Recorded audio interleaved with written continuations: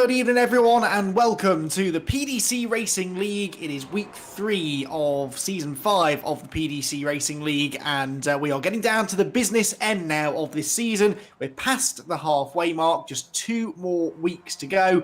6 races, though, left of the 12 in the season to decide the outcome of the championship, and it is still absolutely wide open. Welcome everyone along to the racing tonight. Andy McEwen up here in the commentary booth as always, and we start with an apology for missing the races from a week ago. Some technical issues behind the scenes meant that we weren't able to bring you the live coverage of the 3 races from Alton Park. Those races did still go ahead. They do still count towards the championship, and I'll be able to give you a bit of a points update in a moment or two. We've also got a slightly new format for the 3 races tonight, trying to make up for a few more technical issues that were experienced on the iRacing side from earlier on in the season. Back at the opening 3 races of the season at Okayama, we had a bit of an issue with the reversed grids not working properly. So that has changed the format for tonight's 3 races, which again, I'll get into in a moment or two.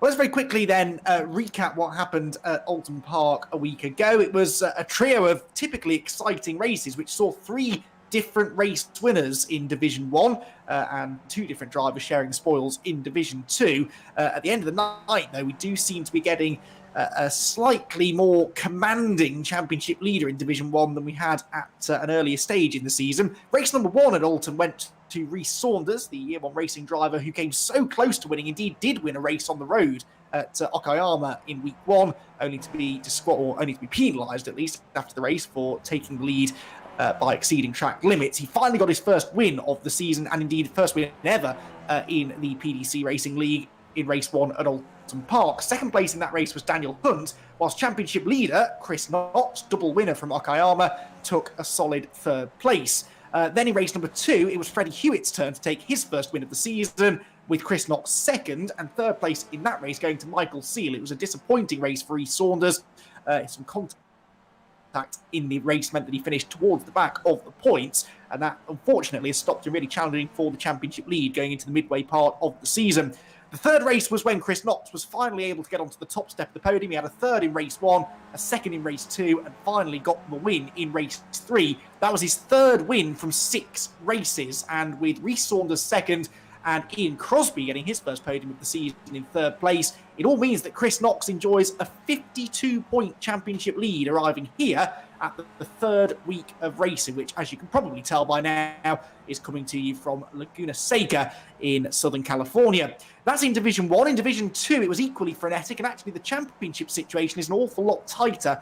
Ian Court won 2 of the 3 races in Division 2 a week ago, won races 1 and 3, but he was off the podium in race 2. That was a race that was won by Jake Conway, and all of this means that Ian Court leads Jake Conway by just 8 championship points in Division 2, with Kevin McGlone 3rd, 34 off the top, and Martina Ward in her first ever season of the PDC Racing League, running in a really strong 4th place. Martina was on the podium twice and got a career best 2nd place finish in the 3rd race. So Division 2 has been throwing up an awful lot of different podium finishers, and several drivers still very much in contention for the championship. There are over 200 championship points still on offer coming into this second half of the season. So in theory, any one of the 17 drivers we've had entering Division 1 and the 15 or 16 we've had in Division 2 could still win the championship. But of course, that will be whittled down, in particular, throughout the course of tonight's 3 races.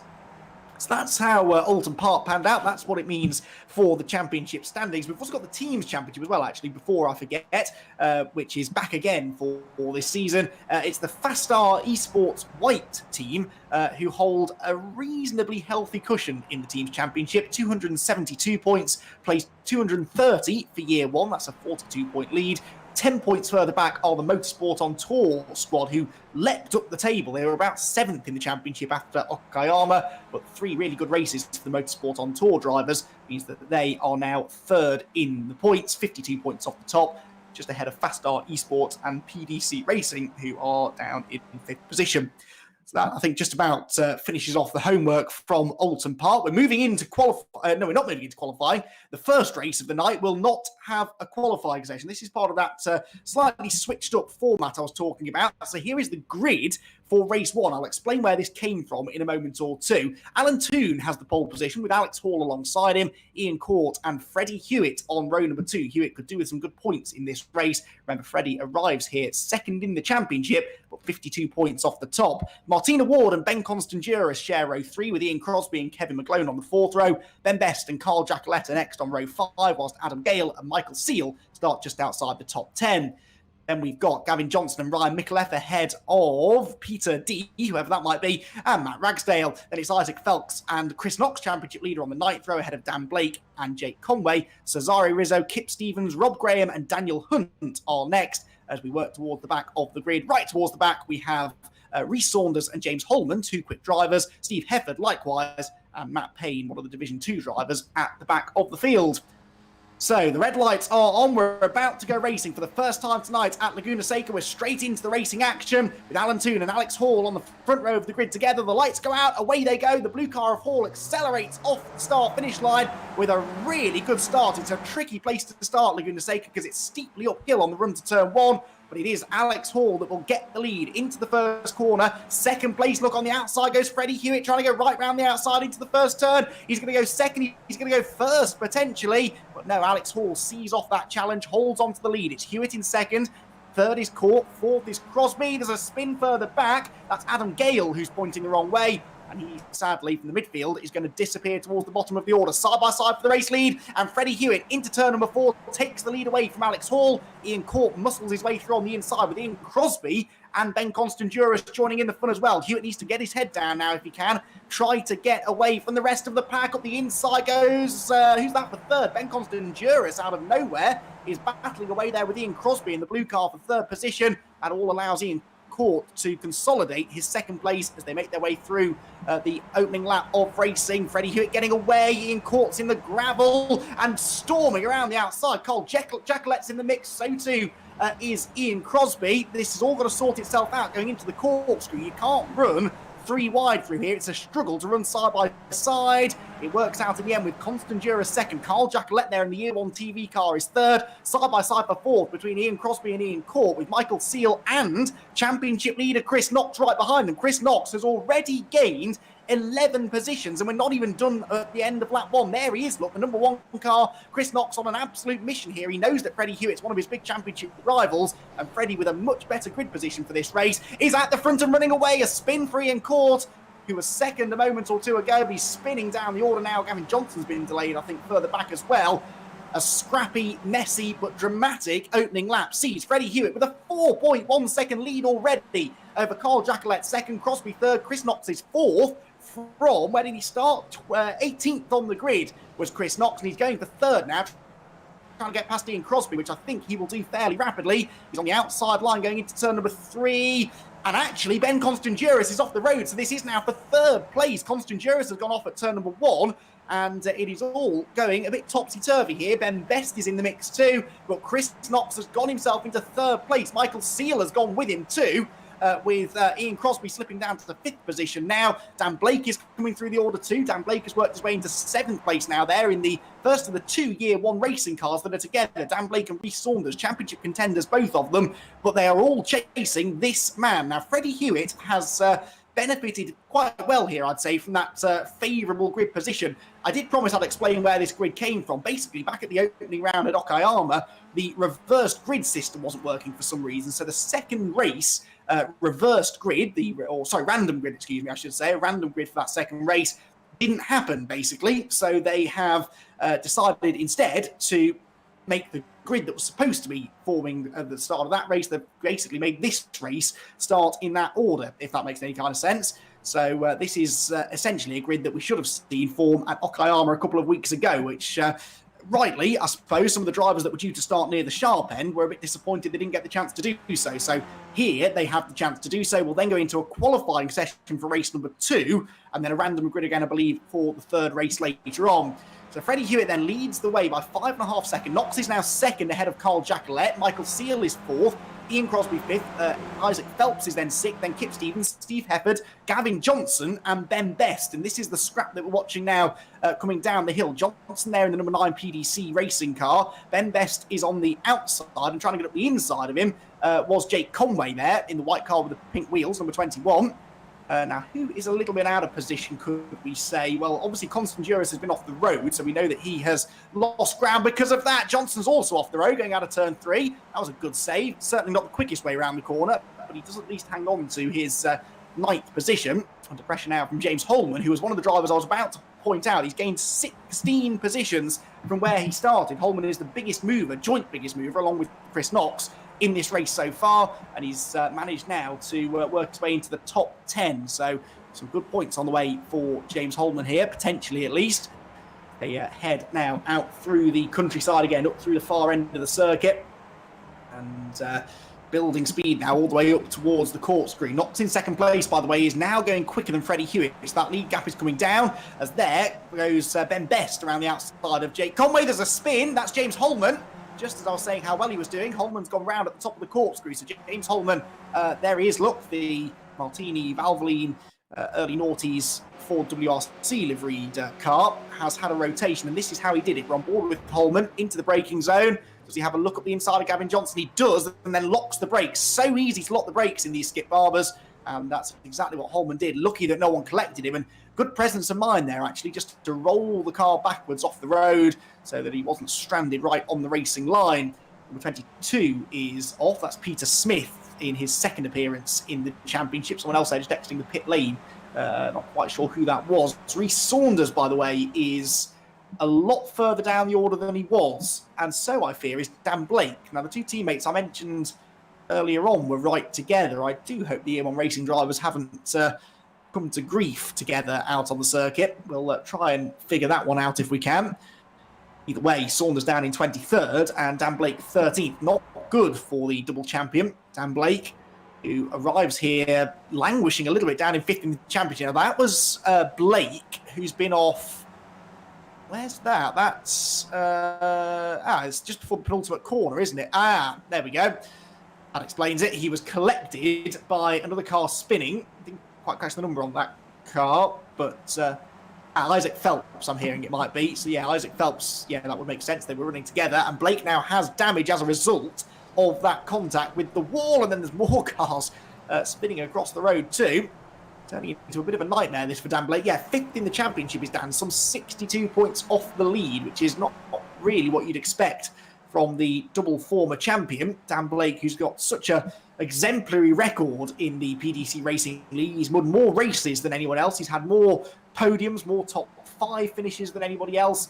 In fact, he's joint on number of wins with 7 wins alongside Freddie Hewitt. And Hewitt, of course, on for potentially an 8th in this race. So we could see that tie at the top of that particular stats board broken at the end of this one. That is, of course, if Hewitt can fend off Chris Knox, because Chris Knox is lapping a few tenths of a second a lap quicker than the race leader. There's Isaac Phelps in the pits. It was Isaac then that I saw spinning into Dan Blake, and he is executing some repairs now as he tries to make his way back on the track. And also in luck is Matt Ragsdale. Matt Ragsdale's been one of the front runners actually on occasions in Division 2. 2 podiums this season for Matt Ragsdale. 5th in the points, 46 points off the top. So a good night tonight could have put him right in contention. What of Division 2, by the way? Well, there's quite a nice battle actually sort of forming between Jake Conway and Ben Best, 11th and 12th overall, but they're 1st and 2nd in the Division 2 category. Only half a second or so between them at the moment. And right behind them is Ian Court as well. So the top 3 in Division 2 are running pretty close together in the midfield. We're right on board now with Conway, looking back at the 2nd place man in Division 2, Ben Best, and Ian Court in 3rd position. Ben Best did not race with us at Ockeye Armour, I seem to recall. I think some connection issues maybe kept him off the grid there, but he was back with a vengeance at Alton Park with 3 solid finishes. No podiums, but he was in the top 5 twice at Alton Park, which means that he is officially 10th in the points, although some way back. He's not that far behind the race lead here, though, is he? Jake Conway. Jake Conway, 2nd in Division 2 Championship. Now, he's only 8 points behind Ian Court, who is 3rd. So, although this is looking like Ben Best versus Jake Conway is the battle, actually the fight really is between Conway and Court for the Division 2 Championship lead. They're also catching Ryan Micallef there in the Year 1 TV car. Micallef with quite a bit of damage to the back of his car after an earlier excursion. And the Division 2 Championship battle starting to develop right behind him. The other drivers in that Division 2 Championship battle are Kevin McGlone and Martina Ward. Well, Ward has had dramas, I think, because... Oh, contact! Speaking of dramas, that was Conway into the back of Micallef. I'm not quite sure how that happened, but that might well have done... Yes, it has done some damage. Look to the front bodywork on Jake Conway's car. Here's the replay. I took my eyes off the screen for a second, and they somehow made contact. Wow.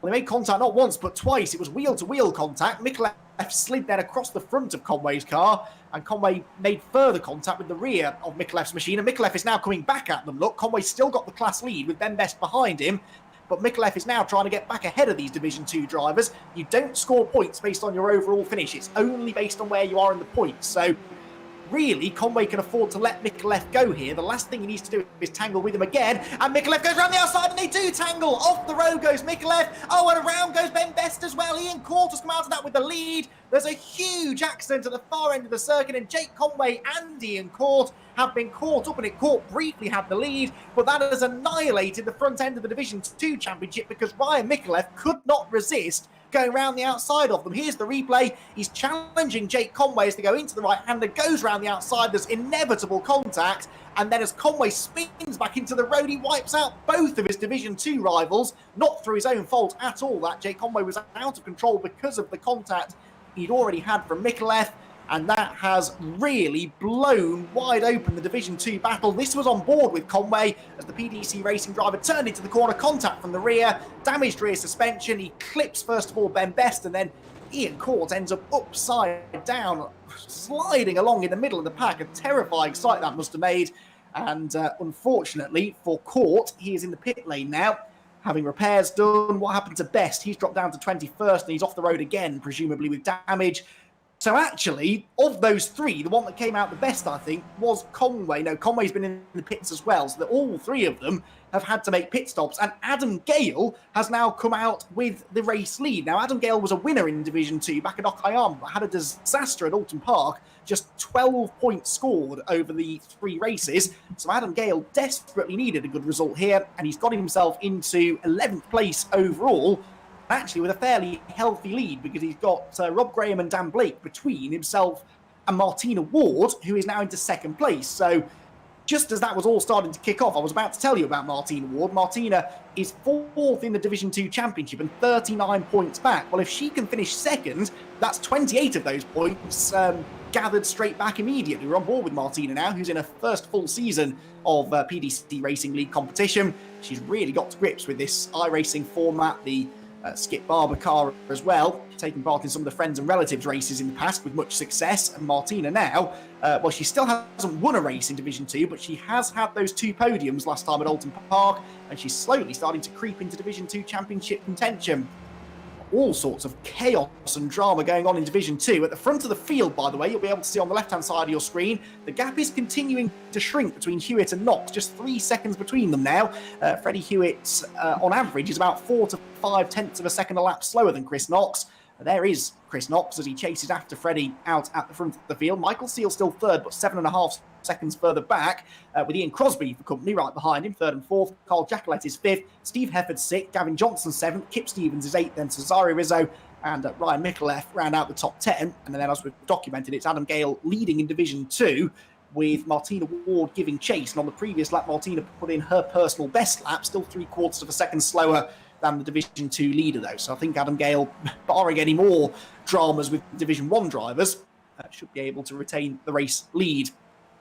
The overall race lead, though, far less certain. We're into the second half of the race, but with still 7 minutes left on the clock, this man, Freddie Hewitt, is far from secure as he chases his second victory of the season and his 8th career victory in the PDC Racing League. Freddie is a very, very quick driver and has been ever since he arrived on the PDC racing spectrum. And with his championship that he had in the bag from a little bit earlier on as well, he is a real force to be reckoned with. race win would go a long way towards bringing him properly back into the championship fight here. He may be sitting second in the points, but 52 points behind Chris Knox is an awful lot for Freddie to get back. But of course, at the moment, even if Knox finished behind him, he's only likely to lose 7 points. 35 for the win, 28 for second. So, mind you, who's got fastest lap? Yeah, Knox has fastest lap. So actually, that's a bonus point for Knox. Only a 6-point gain then on the cards at the moment for Freddie Hewitt. But given the fact that Knox is now 8 seconds ahead of everyone else, I don't think there's much likelihood of Hewitt taking any more points out of him in this race. There are still 2 more races to go and an all-important qualifying session that not only sets the grid for race 2, but is also worth bonus championship points for the top 3. So there are plenty more opportunities here for Freddie to take some points out of Chris Knox. There's Ian Crosby, by the way, who's trying his best to get past Michael Seal for 3rd position. And Ian got his first podium of the season last time in the final race at Alton Park. Wants another one here, but he's going to have to really fight here, I think, to get past Michael Seal. Seal also had his first podium finish at Alton. They both had a 3rd place apiece in the second race for Seal and the 3rd race for Crosby. And it looks as though, Crosby slowing down. I think he's exceeded track limits, been given a slow down penalty. By racing, if it senses that you've cut a corner and gained an advantage, it will immediately tell you to drop, usually something around 1 second. To the car in front. Right, Year 1 Racing teammates at play again. This is for, where are these two? 14th place. Rhys Saunders 14th, Dan Blake 15th. Both of them need points, really. Saunders is actually ahead of Blake in the championship by a little way. Dan Blake is on 111 points, Saunders 119, so there are 7 points between them. Neither here nor there, really. They are still on course for, I think, a couple of points, but not very many at all. So maybe it's best that they just hold station for the time being. Can they catch any other Division 1 drivers? Well, yes is the answer, because Rob Graham is only a few seconds up the road and they are lapping quicker than him, despite their damage from various separate incidents. And Blake's in particular very unlucky to get caught up in that incident with Isaac Phelps, who's still in the pit lane. Others who have pitted earlier on have now rejoined, having fixed the damage. Daniel Hunt is back out there again. So is Ben Constant-Duras, Kevin McGlone, Matt Ragsdale and Ben Best, though, still in the pit lane after perhaps secondary incidents out on circuit. Conway is still 5th in Division 2 as well. So I'll try and do the rough maths after this race and work out what this all means for the championships. But it does look as though the Division 2 battle is going to get an awful lot tighter. So too, the Division 1 battle, because not only are these two drivers the top 2 in the championship, they're also the top 2 in the race, and they're now less than 2 seconds apart. Freddie Hewitt, they're just negotiating a back marker. Alan Toon, I think that is, going 1 lap down. And there you can see Chris Knox now 1.7 seconds back. It seemed to lose a bit of time down the straight, but then I guess Hewitt had a draft from Alan Toon's lapped car. Trouble is, Knox is running out of time here, though. We've got just over 3 minutes to go in this first 20-minute race of the night. There is Knox taking a wide line into turn 3, tries to carry the speed off, almost runs into the back of Alan Toon, who thankfully saw him coming, jinks out of the way. But that did delay Knox. He's dropped another half a second over just the first sector of this lap. So this is all good news for Freddie Hewitt. I think Knox is quicker, but I don't know if he's got the time to catch and then, crucially, overtake Freddie for the win. He might not really have the inclination to do so either, because the last thing he needs here is to have contact with Freddie. Not only would that muddy the waters as far as the championship battle is concerned, but it could end up losing him a lot of points if he ends up out the race. So we'll see a sensible approach here from Chris Knox. Just changing further back there, I think Steve Hefford and Carl Jacquelet have been swapping 5th position. And indeed, there they are. Jacquelet, around the outside. That was brave. Steve Hefford tries to come back at him now, but that's Jacquelet up into the top 5. Up into the top 5.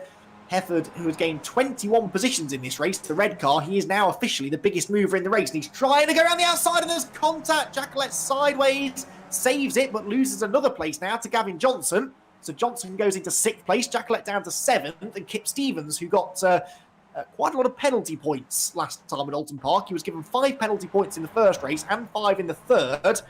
And he'll be trying to keep his nose clean in this one if he can. That looked like just a racing incident to me, really, with Hefford trying to go around the outside and succeeding in doing so, really. And I just don't think that Jacquelet could keep the car tight to the apex as he would have liked. Right, we are on to probably not the final lap. There's just about 80 seconds to go, and a lap time around here is 1 minute and 37. We're almost halfway round this lap, aren't we? So it's going to be touch and go as to whether this is the final lap, but I think we might squeeze one more in. And actually, Freddie Hewitt seems to now have this in the bag. I think Chris Knox has accepted defeat. He doesn't want to risk throwing it off the road, so 3.2 seconds is now the cushion. It's gone out by about a second and a half in the last lap and a half. Freddie Hewitt then for the Fastar Esports team, looking good for another race victory, what will be his second of the season, and he will narrow slightly that championship deficit that he's got to Chris Knox. Into the corkscrew. More traffic ahead there, of course. He's not quite got this in the bag just yet. With traffic looming on the horizon and the Laguna Seca circuit being a very difficult one anyway to get right. It's very easy to make just a small mistake, run a bit wide onto the dirt, lose control of the car. You can see the way they have to slide these Skip Barber Formula 2000 cars around just to get the most out of them. Carry as much corner speed as they can. But Freddie is going to get one more lap in here, isn't he? Because 20 seconds left on the clock. He's onto the pit straight. So the final lap now begins. And the gap stands at 3.8 seconds now. So Knox has definitely backed this one off. He's got nearly 10 seconds in hand still over Michael Seal in third. Ian Crosby still less than a second behind him, whilst Hefford and Johnson are also less than a second apart. There's Michael Seal in third position. Looking like being a good race, this, isn't it, for the Fastar Esports white team pairing, who didn't actually score the most points at Alton Park of all of the teams, but they were still able to come out of it with a 42-point cushion. And, of course, with year one having such a terrible race here for Dan Blake and Rhys Saunders, Blake still sits in only 14th overall, 12th in Division 1 with Saunders 13th in Division 1. Looks like Fastar are going to extend their championship lead, but by how much? Because Michael Seal, if he finishes in third place, will score 25 points. If he finishes fourth, he scores just 22. So this battle here worth 3 extra points, not only for the team's championship, but also for the driver's title as well, which Ian Crosby is not really part of, and nor really is Michael Seal. But I suppose Seal, if he were to win a few races, could close in on the top few drivers. Seal 6th in the points, arriving here at Laguna Seca, runs a bit wide through the left-hander, immediately moves to the left-hand side to cover, so Crosby tries the outside. They almost make contact as they go toward the braking zone at the top of the hill. Oh, and I could see that coming from a mile off. Ian Crosby into the back of Michael Seal, and Crosby immediately knew he was at fault there and slams on the brakes to make sure that he doesn't take advantage. I think they should rejoin still in the same order. Right, here is the race leader, Freddie Hewitt. It's been a pretty easy race, this, by PDC Racing League standards. A second win of the season, an 8th career win in the PDC Racing League for Freddie Hewitt, who inches back towards Chris Knox, the championship leader. He only takes 7 points out of him, because Chris Knox actually lost his fastest lap there towards the end to Rhys Saunders. So Knox in second place scores 7 fewer points than Freddie Hewitt, but he'll still be pretty happy with that. Right, the third place, Michael Seal is going to hang on, but Steve Hefford is going to steal 4th place away from Ian Crosby, because Crosby did the gentlemanly thing and backed off to allow Michael Seal to rejoin still ahead of him. He's ended up losing 4th place to Hefford, but that was absolutely the right thing to do for Ian Crosby. Crosby ends up 5th, Gavin Johnson 6th, Kip Stevens 7th, Micallef is 8th ahead of Cole Jacquelet, and Adam Gale will get into the top 10 towards the end of the race and win the Division 2 rankings. That is Adam Gale's second win of the season. He won the first race of the season at Okayama. He was second in the next race, but he hasn't been back on the podium since, so he will be very, very pleased with that indeed. Second in Division 2 should go to Matt Payne, I think, although he's not yet crossed the line, and Alex Hall, who started on the front row, will finish third in Division 2. Well, celebrations all round, but particularly for the Fastar Esports white team, because they are going to have a first and third place in that race, and that will be a very handy points haul indeed for them. I will, as I said, tot up the points in a little while. We're going to go for a break in between races, so we can change servers, and I'll try and do some very quick mathematics at that point. But yeah, certainly the win there for Freddie Hewitt doesn't do a huge amount of damage to Chris Knox's championship lead, but every little helps, I suppose, with still 5 races to go and nearly 200 points on the table. A gap of something like 48 or 47 points is certainly achievable. Right then, provisional results from our first race of the night. Freddie Hewitt, the winner by nearly 3.5 seconds in the end, over Chris Knox in second. Michael Seal was third, with Steve Hefford fourth on the last lap, ahead of Ian Crosby. Gavin Johnson, Kip Stevens, Ryan Micallef and Carl Giacoletta next, with Adam Gale 10th, winning in Division 2. Cesario Rizzo is in 11th place, ahead of Rob Graham, with Martina Ward 13th overall, second in Division 2. Reece Saunders is next, ahead of Dan Blake. So those two swapped towards the end, didn't they? Blake was ahead of Saunders for much of the race. Then it's Payne, Hall and James Holman in 18th position. 19th place will go the way of Jake Conway. Shame that after the contact he had earlier on, whilst Isaac Phelps rounds up the top 20. Alan Toon, Ian Cork, Kevin McGlone, Matt Ragsdale, Peter Smith, Ben Best, Ben Constanduris, and Dan Hunt round out the 28 starters, although not all of them were running at the end of the race. Well then, dramatic race, but a good race result nonetheless for Freddie Hewitt, who I think is almost ready to have a chat with us now. His second victory of the season. Freddie, congratulations. Starting near the front of the grid as you did, I guess you knew that the start was going to be crucial and you really had to take advantage of that grid position. Yeah, the start of the race was all about just getting past the two in front of me, really, and then just trying to pull away as much as I could before the quick guys sort of came through the pack. And yeah, just get through them two guys and just get my head down and see what I could do. Well, what you could do was pull quite a big gap, but initially Chris was sort of reeling you in, and then all of a sudden it looked like he dropped back again. Was that you upping the pace, do you think, or was that Chris maybe settling for second? I think it was a little bit of both. At the start of the race, I wasn't very confident about my speed, but as I got more through the race, the speed sort of started to come, and I think Chris at that point had just sort of gone, yeah, you can have the win. We're both trying to take as much points as we can, but we're both teammates at the same time, so we're just trying to be sensible and not ruin points and ruin a championship. Yeah, absolutely. That's an interesting dynamic, actually, with you both operating out of the Fastar esports stable. Well, I've got the gap at about 45 points now, 5 races to go, but now we move into a qualifying session, don't we, for race 2? So slightly different format. Is it difficult to take your brain out of race mode and into qualifying mode now? After a couple of laps, when you're on your own and you just overtaking cars and you just looking at your lap times, usually you settle down and you're all right. But sometimes it can be a bit difficult. The shorter sessions, like we had in season 2, were like that, where you sort of jumped out of a race and then into another qualifying session, which was like 5 or 10 minutes, was really difficult. But with the new 20-minute sessions, I think we've got plenty of time to settle in. Well, you could do with those 5 points for pole position, couldn't you? So best of luck in that qualifying session, and congratulations. That means you've got 8 career wins now, which means you break that little tie break you had going with Dan Blake as well. So a good start to the night. Yeah, it's a good start, and thank you everyone, and thanks to obviously Faster and PDC for the series and everyone supporting. Yeah, absolutely. I'll second that, Freddie. Best of luck for the rest of the night then. Freddie Hewitt takes the win in the first race of the night. Chasing him home was the championship leader, Chris Knox, and Chris also is ready to join us now, I think, for a chat. Second place finish. It's not quite a 4th victory of the season for Chris, but Chris, I think you'll take that, won't you? You started significantly further back in the grid than Freddie did, so to only lose 7 points to him, that's not bad. Yeah, I'm fairly happy with that, to be honest. Just first lap was avoid all the chaos.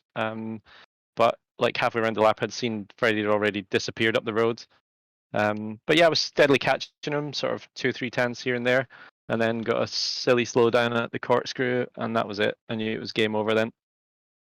Right. That we missed that then, because I noticed that your lap times suddenly weren't quite as competitive as they had been. So I guess when you've got a big gap over 3rd place and not much chance of catching the leader, it's better just to be careful about it, isn't it?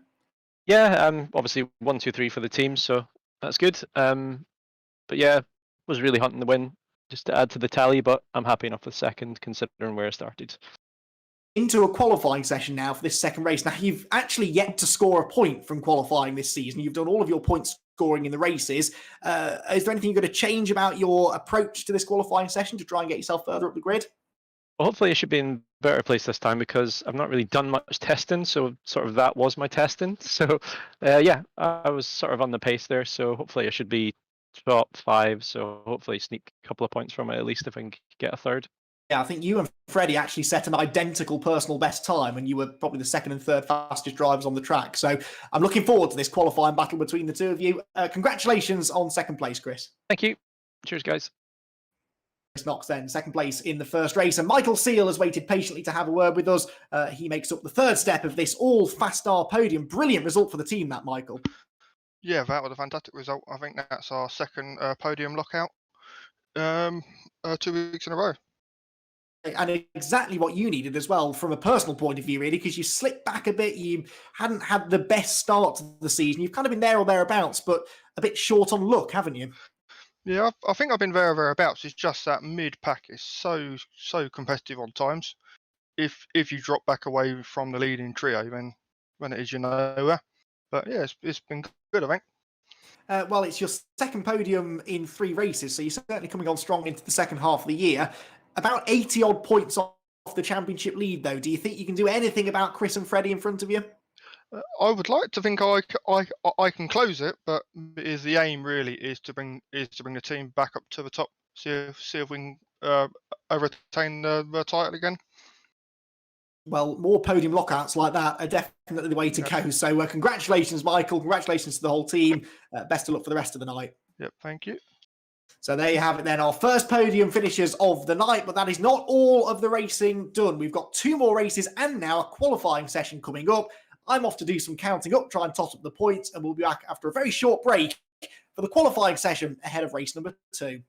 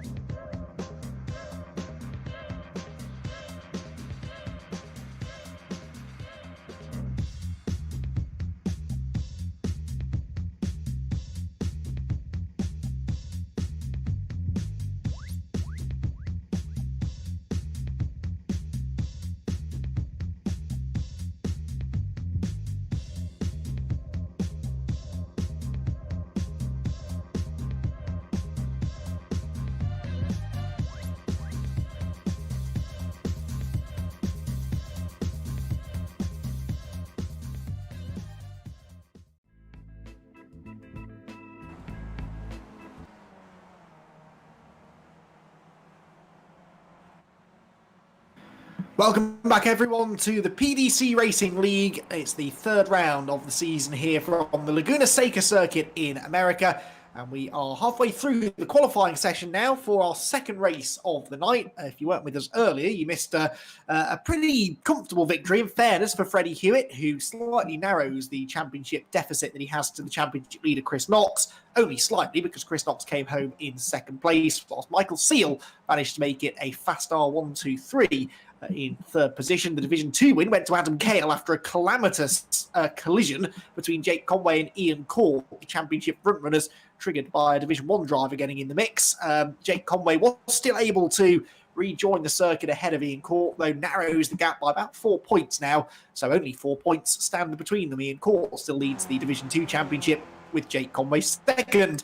So we're back to the regular format now, qualifying session to determine the grid for race 2, and a random grid then for the third and final race. But there are championship points on offer here. 5 points for pole position within your class, 3 for second, and 1 for third. And those extra championship points could prove vital, given how close these championship battles tend to be when we get to the final few rounds. So the results of this session in both divisions, arguably more so in Division 2 at the moment, could prove critical. It's not actually inconceivable that the Division 2 championship lead could change at the end of this qualifying session. Time's coming in then. Let's have a look at how the grid stacks up at the moment. It's Ryan Micallef who is quickest from Gavin Johnson in second, with James Holman third. We've yet to see, I think, the best from some of the heavy hitters, so to speak, with the front runners like Freddie Hewitt, for example, only fifth.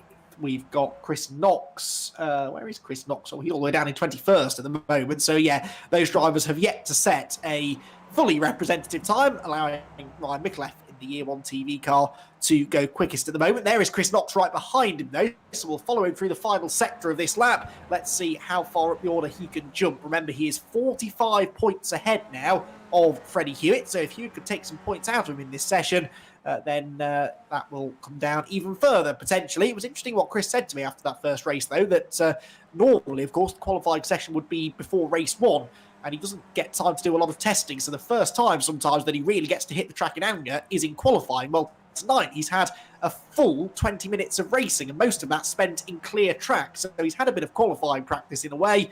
Let's see if he can put it to good use and score his first qualifying points of the season so far. Freddie Hewitt scored 4 qualifying points from the 10 that have been available so far. Knox has scored nothing, and at the moment he still won't score anything because he's only 10th quickest in the session, 9th within his class.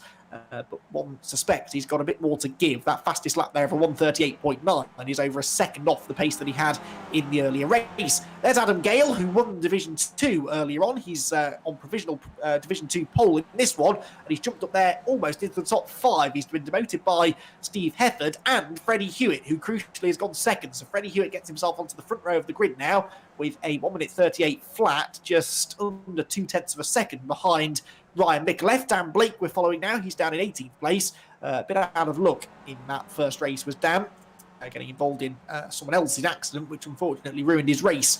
So Dan Blake trying now to score a few more qualified points. He too, actually, like Chris Knox, has yet to qualify inside the top 3 this year. So we'll be hoping to end that particular run of bad fortune today. Gavin Johnson then comes down the hill, 5th place in the session, and Gavin had a solid first race. Johnson had where did he finish? He scored 18 points, which means that he finished outside the top 5. It was a 6th place finish for Gavin in the opening race, but that was still one of his better results of the season so far. And Gavin Johnson qualifying well at the moment. He was 5th. That's now 7th because James Holman jumps into 6th. Then Ian Crosby goes to the top. Ian Crosby sets the fastest time of the session and immediately backs off. I think he knows that he can't go any quicker than that. And look at that. It's almost an identical time to the one set by Ryan Micallef. They are on the timing screen on the left of your screen there, joint top. But I guess Crosby must have been fractionally quicker. Otherwise, he wouldn't have been given the time because normally if it's a dead heat, it's goes to the driver that set the time first. So Crosby with the provisional pole. Daniel Hunt jumps up into third place now, except that's now fourth because Steve Hefford has gone to the top. It's all very, very tight at the sharp end, as it was indeed in practice earlier on. I thought this might be quite a tight qualifying session. Hefford with a 137.751 is now 6/100ths, nearly quicker than Crosby. Micallef third, Hunt fourth. Hewitt is now fifth. And where is Chris Knox? Chris Knox has dropped back down to 12th because he still has not improved. Chris Knox has just finished a lap as well, which was a personal best, but nowhere near the front of the grid where he should be, really. Adam Gale still on course for Division 2 pole by quite some way. He's over a second quicker than Jake Conway, who is second, and Ian Court, who is third. So as things stand, Conway would take another 2 points out of Ian Court's championship lead, and the gap between the two would come down to just 2 points going into the second race of the night. Chris Knox there, as he accelerates out of the left-hander, was just running a little bit wide. He's got some traffic ahead too. The 99 is Daniel Hunt. Say traffic, Hunt is fourth fastest in the session at the moment. Now, the fact that Chris Knox is catching him on this lap tells me that he's probably going quite quickly. So this should be the fastest lap we've seen from Knox so far, but is it going to be enough to get him onto the front couple of rows of the grid? That's what he really wants, not only for the points, but just to try and get himself out of the danger zone. If he were to start 12th for this race, that would be a bit of a disaster, really.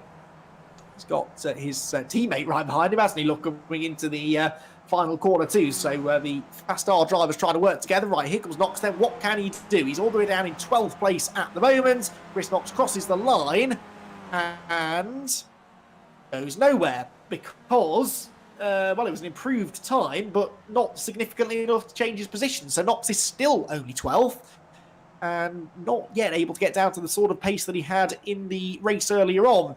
Right, Rhys Saunders coming through the final corner. Saunders is 9th quickest, and he, look, has gone fastest in the 4th sector of 5 on the lap. So Rhys Saunders on for a decent lap here. It might not be enough quite for pole position, but it should improve on 9th place. Saunders goes through, and it is pole position. Rhys Saunders to the top of the times with a 137.518. That is more like it. A mid-37 is what we expect the pole position time to be. Now, is anybody else going quickly? You can see at the bottom of your screen, lots of drivers putting in personal best sectors. But it's those purple sectors we're really looking for, fastest outright sectors that would mean that someone is on potentially a pole position run. There is Ian Payne, who he's just completed a lap there and is now in 25th place overall. That's about 5th, I think, in Division 2. And the Payne heads there through the right-hander onto another lap. Matthew Payne, excuse me, not Ian Payne, trying to improve once again. Ryan Micallef, look, with a purple sector early in the lap too. 4th quickest for Micallef at the moment.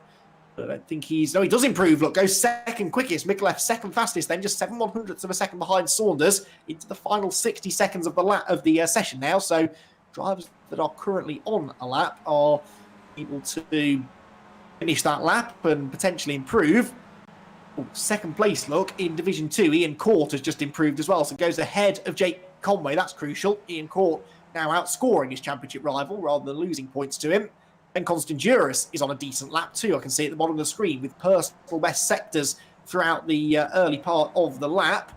Freddie Hewitt has dropped meanwhile down to 7th position. So as other people are improving, Freddie Hewitt is slipping down the order here. This is not what we expected really from our championship frontrunners. Is this the opening that people like Rhys Saunders and Daniel Hunt needed to start taking some big points out of them? Well, Rhys Saunders definitely responding to the opportunity with a new fastest lap of the session, a 137.49. He's 100th of a second quicker now than Ryan Micallef, who also runs out of the Year 1 stable, remember. So 2 semi-teammates at the front of the grid. And it's Rhys Saunders, who is 3rd in the championship, but 75 points off the top, who has just gone to provisional pole. Freddie Hewitt, meanwhile, trying to improve once again on this lap. He heads up the hill, a sea of traffic ahead of him as he tries to work his way up from 8th place on the grid at the moment. Chris Knox, though, is down in 16th, and he's just been off the road, I can tell you. The red mark against the driver's name, you can see it again there, means that that driver is off the road. Adam Gale too has just had an off-track excursion. The dark blue numbers, by the way, they're the Division 1 drivers. The pale blue are Division 2. Right, on to the pole position now goes Ryan Micallef. So the Year 1 driver's swapping pole position, and he is seen the checkered flag now as well. So Micallef's session is over, but he's gone to the top by nearly 2/10. That's a demon lap at the end of the session. 137.31. Saunders 2nd. Hunt now 3rd ahead of Steve Hefford. Gavin Johnson's pitted, so is James Holman and Michael Seal, so no improvements coming from them. Dan Blake is on a decent lap here. Dan Blake is all the way down in 14th, and Chris Knox has pitted. Oh, and that is Dan Blake, who has just completed, thankfully, his session in rather spectacular fashion, but doesn't actually improve his tyre spectacularly, stays 14th. Right, Rhys Saunders is on a real lap. I think this is going to take pole position back away from Ryan Micallef. Saunders crosses the start-finish line, and yes, by 9/100ths of a second, Rhys Saunders has done it. He gets back to pole position again. Ryan Micallef demoted to second, and Daniel Hunt to third. And that is going to really mix things up, because not only does it mean that the front runners in the Division 1 Championship aren't scoring any points, they're also starting deep in the field. Freddie Hewitt is 6th. Chris Knox is 17th, with Dan Blake just 2 places ahead of him in 15th position. That is a real turn up for the books. So the 5 championship points then go to Rhys Saunders for overall pole position. Ryan Micallef will line up second on the grid, so he'll get 3 bonus points, and 1 point goes the way of Daniel Hunt in Division 2. It's pole position for Adam Gale once again, as he had at Alton Park and Okayama, so unbeaten so far in qualifying. Adam Gale. Martina Ward was second, 3 valuable championship points for her, and Ian Court likewise gets 1 point. So the championship leader in Division 2 is now 5 points clear of Jake Conway. That is how the session rounds out, and a dramatic session it was. Sets us up for a fascinating second race of the night here then, before we go into the third and final race later on with that full reversed grid. And, well, I've really no idea how this is going to play out. We know that these quick drivers like Chris Knox are good at getting themselves out of the midfield, but sometimes your destiny is well and truly out of your own hands, isn't it? Let's see how he gets on then. Here's the grid. Rhys Saunders on pole with Ryan Micallef second, Daniel Hunt and Steve Hefford on row number 2, ahead of Ian Crosby and Freddie Hewitt. So Zari Rizzo and Gavin Johnson make up the 4th row, whilst James Holman has the Division 2 pole sitter Adam Gale for company on row 5. Michael Seal and Ben Constanduris are on the 6th row of the grid together, whilst row 7 is made up by Carl Jacquelet and Martina Ward. And it's Dan Blake and Ian Court on the 8th row of the grid. Chris Knox all the way down on row 9 with Kip Stevens. There you can see them. They are 17th and 18th overall, with Isaac Phelps and Jake Conway on the 10th row. Peter Smith and Ben Best are next, ahead of Rob Graham, and then a few of the Division 2 drivers at the back. Matt Ragsdale, Matthew Payne, Kevin McGlone, Alex Hall, who's on the front row from the random grid earlier on, whilst Alan Toome is 28th and last. Well then, this could be a race that really mixes up the championship table. 45 points. Chris Knox's advantage over Freddie Hewitt. Hewitt starts 6th for this one, whilst Knox is down in 17th and just didn't seem to have the pace in that qualifying session. And what can Rhys Saunders do? 70 points off the championship lead, and the Year 1 racing driver is on pole position in the number 91 car with his semi-teammate Ryan Micallef, with whom he was swapping the pole position times in that qualifying session, right alongside him, potentially able to offer up a bit of a supporting role here, because Micallef is not in the championship discussion really. He's over 100 points back now, whereas Saunders very much could still get back into it. Right then, place your bets everyone. Race number 2 of the night is about to get underway. It's round number 8 of the PDC Racing League here from Laguna Seca, with the 2 Year 1 racing drivers on the front row of the grid. They make good starts, both of them. It will be Saunders that holds the lead. Micallef slots into second place. Steve Hefford with a good start in the red car there, draws alongside Daniel Hunt for 3rd over the hill. It's grid order, though, as they drop down into the braking zone. Micallef looks at the inside of Rhys Saunders and challenges for the race lead. Saunders is going to try and turn across his nose. Let's hope they don't make contact. Neither of them can afford it, especially Saunders, who finds himself again on the inside line for turn 3. Holds on to the race lead. Further back, there's a little bit of jockeying for position going on, as you'd expect. We'll keep an eye on Chris Knox to see how he's getting on. Division 2 drivers doing well to stay out of each other's way. Spin in the middle of the pack. One of the cars off the road. I think that was one of the PDC cars, possibly. No, it was Michael Seal. Michael Seal has had a spin. That's a shame, from someone that qualified up towards the middle of the grid. So Michael Seal then spins his way right down towards the back, as towards the front of the field, the battles are well and truly raging. Daniel Hunt alongside Ryan Micallef for second place as they climb the hill. He's got the inside and he breaks the Year 1 racing stranglehold on the top 2 positions. Daniel Hunt moves into P2, but Micallef tries to fight back. This is all allowing Rhys Saunders the perfect opportunity now to break away. The winner back at Alton Park a week ago is trying to get his second ever win in the PDC Racing League, whilst Micallef and Hunt side by side behind, banging of wheels through the corkscrew. Spectacular stuff. They both survive, but Steve Hefford and Ian Crosby are right there there with them. 4 cars under a blanket for second place as they come towards the end of the lap. Sideways on the grass for Daniel Hunt, almost into the back of Mikolev, and Cesare Rizzo with a spectacular spin in the background is heading for the barriers. It's all going on here as we come towards the end of the lap. Diving for the pit lane is Adam Gale. That's the Division 2 race leader, and there's contact through the final corner. Ian Crosby and Daniel Hunt have collided. Crosby pointing the wrong way. Daniel Hunt's been delayed even more. And I need to remember to breathe. It's another one of those crazy starts to a race, and this is not even a random grid, but you be forgiven for thinking it was, really, given where some of the expected frontrunners have been starting. Now, did Chris Knox avoid trouble? Oh, yes, he did. He gained 11 places from outside the top 15. Chris Knox is already up towards the front of the grid now, 6th position, just 1 place behind Freddie Hewitt. There they are. Look, Freddie Hewitt in the black number 17 car. The white and gold car, his teammate Chris Knox is right behind him, and it's Knox that has this 45-point cushion. So there we go. Drama's over then for Chris Knox after that qualifying, or that strangely off-pace qualifying session. Now, this is what happened to Daniel Hunt. He ran wide through the penultimate corner, and somehow Ian Crosby's going to end up getting collected here as they go into the final turn. Well, in fairness, Crosby did rather turn across in front of him there, didn't he? There wasn't much that Daniel Hunt could have done to avoid that. Hunt was involved in a similar collision, wasn't he, back at Okayama with, I think it was Freddie Hewitt, wasn't it, back in the first race of the year, where he was up the inside and Freddie kind of turned into him. So Daniel Hunt well versed in this sort of incident. Side by side between the championship leaders now, though. Freddie Hewitt defending his 5th position from Chris Knox, who tried the outside. That didn't work. Now he tries to get the slingshot off the corkscrew, which he does successfully. He's up the inside, and Freddie Hewitt knows better than to fight that. These two are, after all, still teammates. They may be fighting for the championship, but the most important thing from a team perspective is that one of them wins it. It doesn't really matter which one it is. And of course, Freddie Hewitt, former champion, already knows how it feels to win the PDC Racing League. Chris Knox looking to try and win it this time around. 5th position in the race now, and back ahead of his championship rival. So Saunders leads the way by over a second now from Ryan Mikolev in second. There they are, getting away, but Mikolev just set the fastest lap, albeit only a 10th of a second faster than his teammate out in front. Steve Hefford is 3rd, Holman 4th, Chris Knox 5th, Freddie Hewitt 6th, and Dan Blake has just moved into 7th, ahead of the potentially wounded Ian Crosby. Then it is, in fact, Jack Let's just gone past Crosby as well. So Jack Lett 8th, Crosby 9th, Rob Graham is 10th, and Peter Smith 11th. Jake Conway, by the way, leading in Division 2. That's significant. Ian Court has dropped back somewhere, and Court is only 4th. So as things stand, Conway would take the Division 2 championship lead, but there's a long way to go. Court, in fact, has just got up the inside of a slightly wayward Ben Best. It was Best that I saw running through the gravel.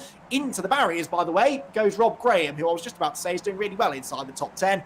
Graham into the barriers is now damaged and falling to the back of the field. There is the recovering Rizzo, who's already had a moment of his own on the opening lap. And there the recovering Rob Graham. But yeah, Jake Conway leading in Division 2. 2nd place, Matt Payne.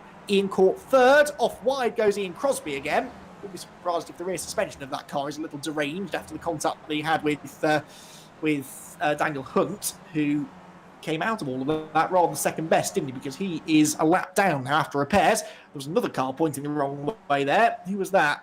Didn't quite spot it. As off goes Chris Knox. Now that is a drama. Knox was trying to get past Steve Hefford, and he's off the road again now, so Freddie Hewitt will surely go back ahead of his teammate. Or maybe not, actually. Knox kept his foot in it and holds on to the race lead. Chris Knox getting a bit scrappy here as he tries to get past Steve Hefford. This is always the worry when you start in the middle of the field. Okay, he was able to make some good progress initially, but he still has to try and keep going forward, whilst all the time watching his championship rival behind him. Hewitt closing in over the hill in the slipstream. Drops down into turn number 1, using all that runoff area on the entry to the corner. The initial bit of the off-road area is concrete there, but then eventually it turns into gravel, so want to be careful not to swing out too wide on the way into the corner. Really see here the way that you have to drive these Skip Barber cars, you have to slide them, drift them through the corners, try to keep momentum up. It's a really difficult thing to do, especially in wheel-to-wheel combat, but these drivers do it so well. Right, there is Alex Hall in the no control racing car, and Matt Ragsdale is behind him. Gavin Johnson just in front of him. Johnson started the season as a Division 2 driver, before graduating into Division 1. He's sort of floated between the front of the field and the midfield ever since he's been racing in the PDC Racing League, but he's a former podium finisher, is Gavin Johnson. In fact, if memory serves, I think he did win a race, didn't he, at some point? Gavin Johnson, no, he never did win, but he has had some podium finishes has Gavin. 5, in fact, 5 podium finishes, all of them coming within the first couple of seasons of the PDC Racing League. But Gavin had a decent time of it at Alton Park, which is a local track. I know that he goes well at Alton. And Gavin Johnson just missed out on the podium, but he had 2 top 6 finishes, a 5th and a 6th in the 2 of the 3 races at Alton. And he now runs a little bit further down, 16th place here at Laguna Seca, a circuit that no doubt he's had significantly less time to practice on in the real world, at least. But that's the joy of iRacing. You can travel the world all from the comfort of your own spare bedroom.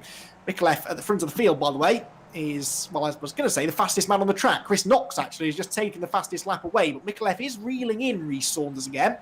Fascinated to see how they will treat each other if and when they get themselves together, because there is still a race to be had here for the win, but they are teammates, and Saunders right now is set to take a handy chunk of points out of Chris Knox. As things stand, Saunders would score 35 points for the race win, whereas Knox, for 5th position, would score just the 20. So the gap between Knox and Saunders would come down from 70 to 55 with a 15-point gain. And if you can then take another 15 points out in the next race, all of a sudden you're right back in it, going to the final rounds of the championship. So of the 2, it really is Saunders that needs the win more than Micallef, but whether Ryan's going to get the team memo, we'll have to wait and see.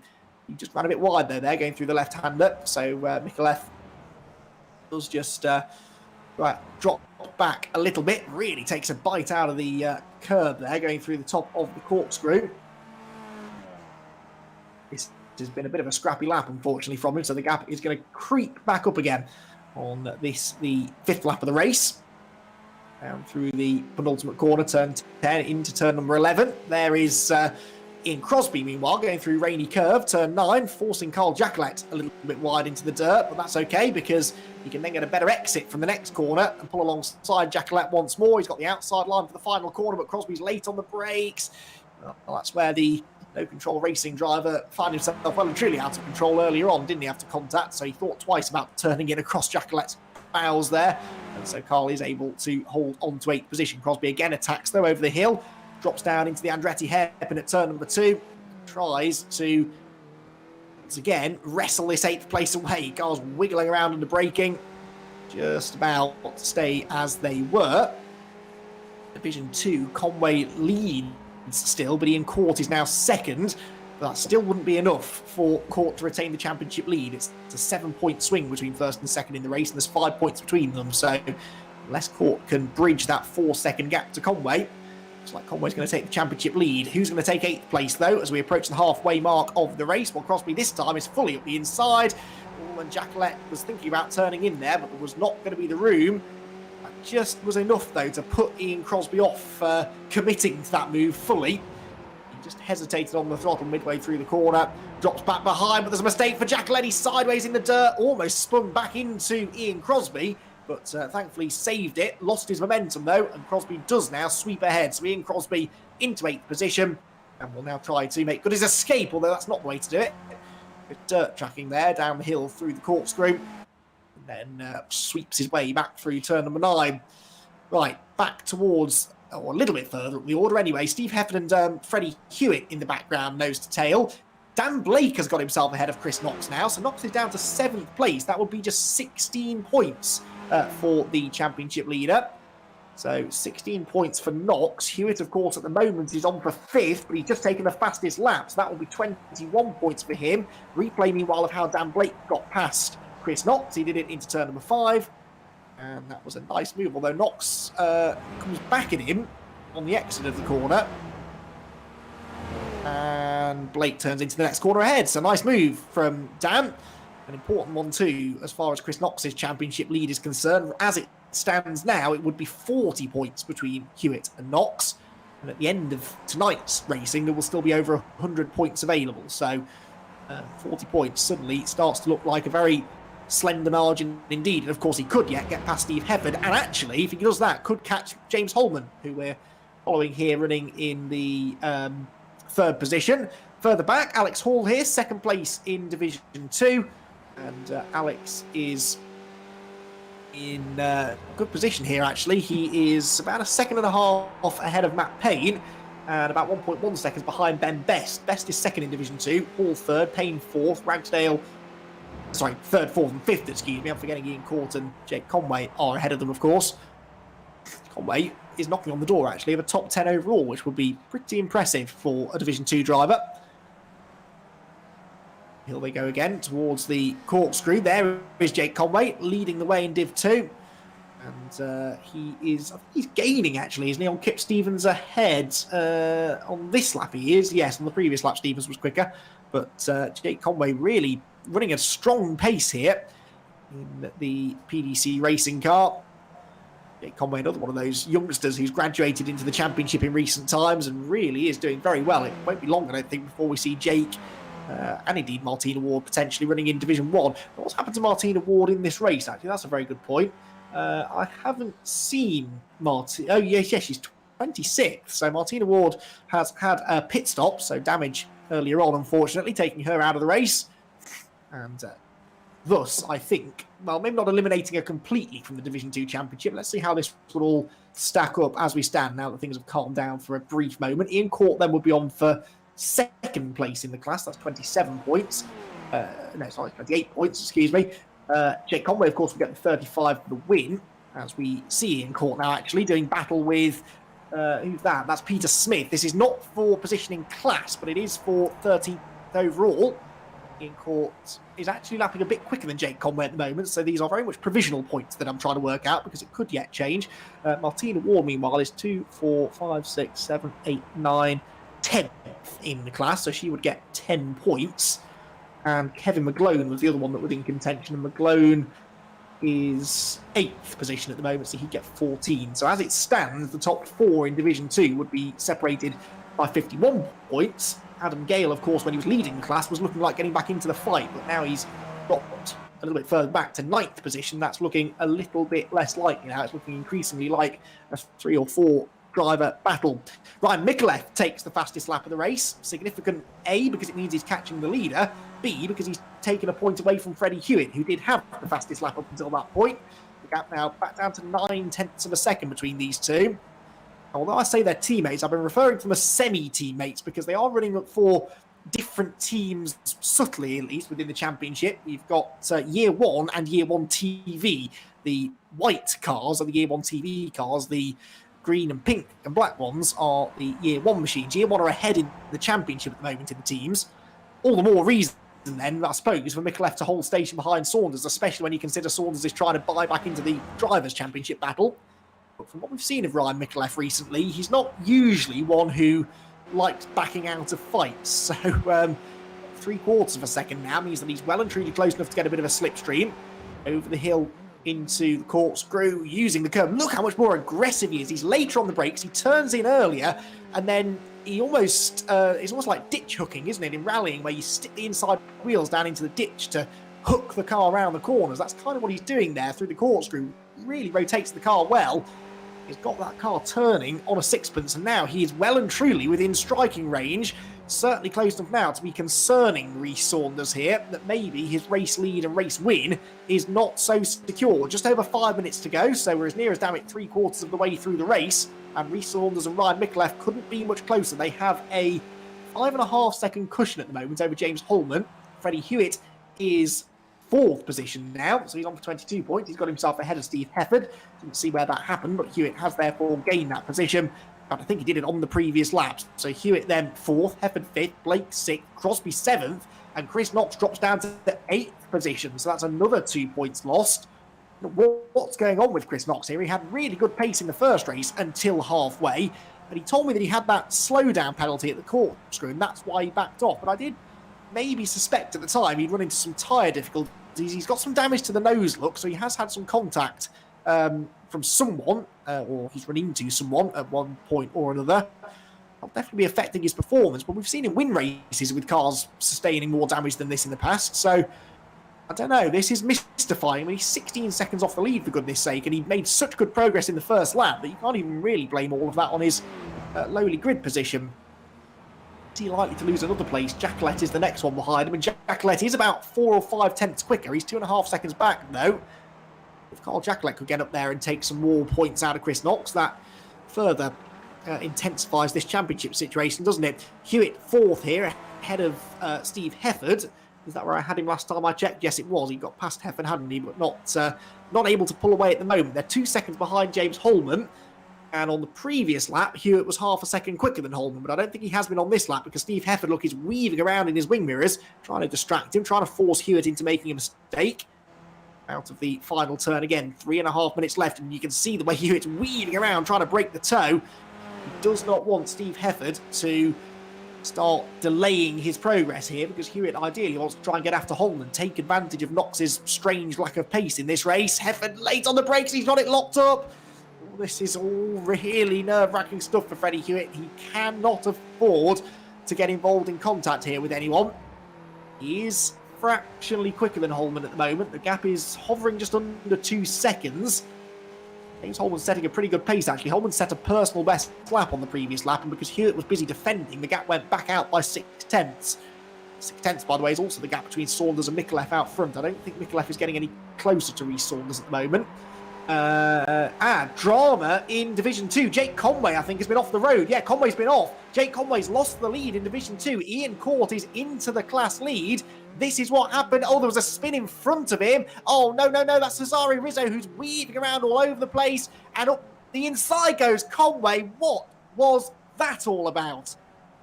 Well, Cesare Rizzo, I mean, he was having his own accident, fair enough. Gathers it all together. It was a brilliant save from Rizzo. And then he just turns straight into the Division 2 class leader. Well, if I were Jake Conway, I'd be spitting feathers after that. That was all very unnecessary. It's cost him the race lead, and it's cost him the championship lead. Remember, he's off. He's off again. He's off again, and Jake Conway is in the pits. He's not going to score potentially any points here if he doesn't get to the end of the race. This is major drama in Division 2. What has happened? Well, he already had the damage, actually. I'm guessing from that contact, and the car just wouldn't make the corner.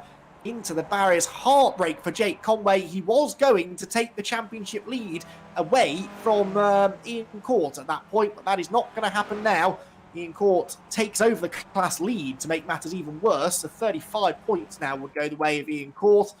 And we'll have to work out what Conway's going to score in a moment or two, but the gap is going to really rocket up now, probably in excess of 25 or 30 points. Right, we're on to the penultimate lap of the race, I think, now. Up towards the far end of the circuit go Rhys Saunders and Ryan Mikulev. It's been a dream race, this, for the Year 1 Racing gang. And as long as they can keep out of trouble for this final lap, they're on for a 1-2. It's not quite a 1-2-3, as Fast R had in the first race, but a 1-2 is not too bad. And James Holman in third place is going to pose no threat to them. Freddie Hewitt is inching towards Holman, but he's not really... I think he's going to get there before the end of the race. Hewitt is also not shaking off Steve Hefford at all, so fourth place far from in the bag. And as for Chris Knox, he should be fairly secure in 8th place now. He's got a handy 2-second cushion over Carl Jackaleb, which isn't coming down all that quickly. So there is not much scope for too much to change here in the final few laps, with the possible exception of 4th, with Hewitt and Hefford still nose to tail. I don't see Ryan Mikulev messing this up for Rhys Saunders.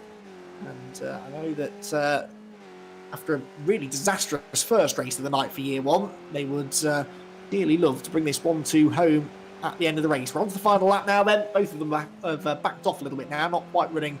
Actually, I say that. Mikulev was only a few hundredths away from his previous best, and he's on the attack into the first corner. So this is not the body language of a driver settling for second, is it? I think Mikulev is going to have a go here. Gets 2 wheels into the dirt, then going out of turn number 2 into turn 3. Mikulev, we ride on board with him then. Mikulev is looking, remember, for his first ever win in the PDC Racing League. Rhys Saunders looking for his second, and what a valuable second victory of the season that could prove to be if he can bring this home and win, because he would suddenly be within 50 points of the championship lead with 4 races still to go, but it is not over yet. Second place would score him 7 fewer points. He can't afford to let Mikulev go through, but Mikulev is closer now than he's ever been. And we're on the final lap. Up to the corkscrew, and Saunders runs wide. That's not ideal. 2 wheels in the dirt. That's going to give Mikulev a run, and we know how good he is on the brakes into the corkscrew. Rhys Saunders might have some defending to do. He does defend. Gets to the inside, into the top of the hill. Gets into the corkscrew first. How crucial could that prove to be? There's only one more real overtaking opportunity now, and that's into the final corner. But again, we know that Mikulev is really strong through this penultimate corner, isn't he? Through turn 10, down to turn 11. He's throwing everything at this Ryan Mikulev. He drifts his way through. Doesn't get a great exit, though. I don't think he's going to be close enough. No, not quite. Into the final corner, out of the final corner. It is going to be a year 1-1-2, and it's going to be a critical win for Rhys Saunders, who wins random rate of the PDC Racing League. 35 championship points go his way as a result, and second place will go the way of Ryan Mikulev, who chased him all the way. The winning margin in the end, just under 0.2 of a second. James Holman third. Freddie Hewitt set a personal best lap on the final lap with a 1:37.13, but it wasn't enough. It wasn't quite enough to get Holman, although he actually closed into within 0.2 at the flag. Then it was Hewitt in fourth, Hefford fifth, Dan Blake sixth, Ian Crosby seventh, Chris Knox was eighth, and that is a story in and of itself, with Carl Jackalette ninth and Kip Stevens in 10th. Ian Court wins in Division 2, and what an important race victory that could prove to be, with Jake Conway, his championship rival, not running at the finish. And was he running at the finish? Jake Conway? No, I don't think he was. So I don't think Conway's going to score any points from that race, which means potentially the gap between the two of them could go up to 40 points going into the final race. It's crucial then that Conway wins in that one, or at least beats Ian Court, but he will be furious at the way that his race was rather destroyed then after contact with Cesare Rizzo. It wouldn't be a PDC Racing League night without a bit of controversy and certainly plenty of excitement, and a really brilliant win there for Rhys Saunders, taking nothing away from the Year 1 Racing boys, because they did both put in a really, really good performance, and it was the fastest lap as well, to Ryan Mikulev in that race. So maximum points haul pretty much between the two drivers. What does this all mean for the championship? What does it mean for the final race of the night? Because this is another random grid. Remember, don't go anywhere. Still another race to go. And still a few more twists in the tail, I think, for this PDC Racing League Championship. Rhys Saunders then takes the win with Ryan Mikulev second, Year 1 Racing ahead of Year 1 TV, but they're both run out of the same stable. It's the Motorsport on Tour driver James Holman, who just hangs on to third place from Freddie Hewitt in fourth. Steve Hefford is fifth ahead of Dan Blake sixth, Ian Crosby seventh, and Chris Knox a lowly eighth ahead of Carl Jackalette and Kip Stevens. Ian Court in 11th takes a rather fortunate, it must be said, Division 2 victory with Gavin Johnson 12th. Ben Best was 13th, second in Division 2 ahead of Peter Smith, whilst Alex Hall in 15th rounds out the Division 2 podium finishers. Then those that were a lap down, Adam Gale, despite running well earlier on, ahead of Kevin McGlone and Alan Toon. That hasn't done Gale or McGlone's championship hopes any good at all. Matt Ragsdale is next ahead of Matt Payne. Then it was Michael Seal, Isaac Phelps, Martina Ward, Rob Graham and Cesare Rizzo, with Jake Conway, Rizzo, Conway, Constanduros and Hunt were not running at the end. So I'm a little unclear as to whether that means they score championship points, but it's certainly not going to be a big points haul for them. And that, as I've laboured the point already, has serious championship ramifications. Well, we do have our podium finishers with us right now, so let's have a word, shall we, with Rhys Saunders. It's his third win on the road, but this one, hopefully, he should be able to keep. Rhys, first of all, congratulations not only on this win, but the win at Alton Park last time out. I was just saying, it's the third time, in theory, that you've won on the road, but the second one you'll be able to keep. Yeah, didn't put many wheels wrong this week, so hopefully I'm not going to lose it in the steward's room. But now, ecstatic. I thought we were formation flying until Ryan started catching on me in the closing laps, and then I got nervous. I'm not surprised, because he was really throwing everything at you. You could see the way he was sort of diving into the corner, sliding around. He wasn't letting you have that one easy, was he? Not at all, no. It was definitely sweaty palms towards the end. I mean, he pushed me all the way, and yeah, pushed me in qualifying as well, right at the end as well.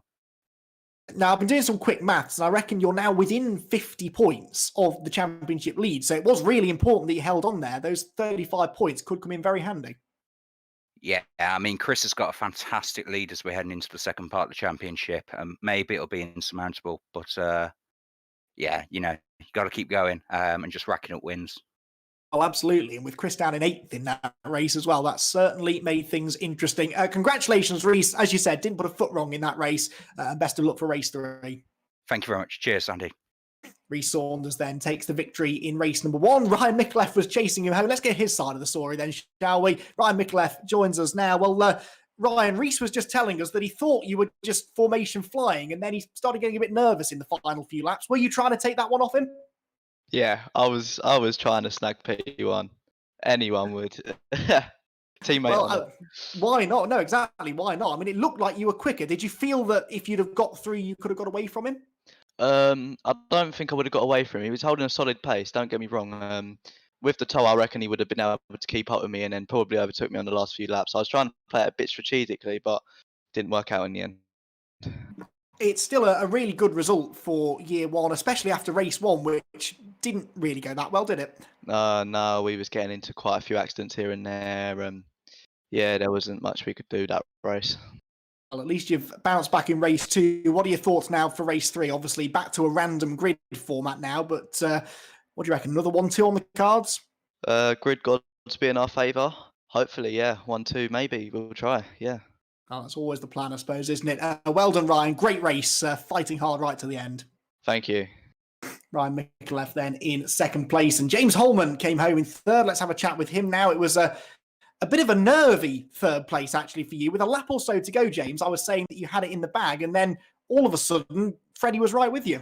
Yeah, I drove. Well, I can't actually say how I drove on the last lap because it wasn't a good last lap, put it that way. I just missed my turning for the kink going up the hill, and the problem is I got on two wheels on the gravel, and going up that hill is just you lose all momentum. I was just looking at my relative box, just seeing it come down tenth by tenth, and I thought, oh, I can't believe I'm making this hard for myself. Because I actually had a good race there; it wasn't too bad.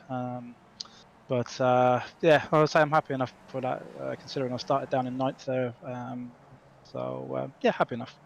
Well, we're always quite happy when you're near the front because it means we get to look at your car, which is one of my personal favourites. Are you a fan of early noughties rallying, are you, by any chance? I'm a fan of rallying full stop, to be fair. I say that livery I saw on live myself, sort of back in the late 90s, early 2000s. So yeah, no, I do like that period. To be fair, I like all motorsport. There's not much with wheels and an engine that I don't like. So, but yeah, that's an iconic livery, and I do like that for sure. Yeah, absolutely. Well, it was certainly spurring you on well there. A solid third place, and hopefully more to come in race three. Yeah, fingers crossed to see where we draw in the grid, and yeah, hopefully the motorsport on tour.com car, we can get it at the front, and yeah, hopefully if we can get another podium, it'll be a reasonable evening. Obviously the first race didn't go very well, but yeah, that's the nature of mixed grid racing. I'm used to it from my real life racing with the Legends, so it's yeah, it's good fun. It certainly is. It's fun to watch, and especially that final lap, although maybe a bit more fun for us than it was for you. Congratulations on the third place, mate. Thanks very much. Cheers. James Holman then gets a third place finish, his first podium of the season in the PDC Racing League. Well, don't go anywhere. We've got one more race still to come, and this is back now to a random grid. So who knows where they're all going to be starting. The championship lead is shrinking. Chris Knox is not having a good night so far. Can he hang on to his championship lead going into the final round in a week's time? Join us in a few minutes to find out.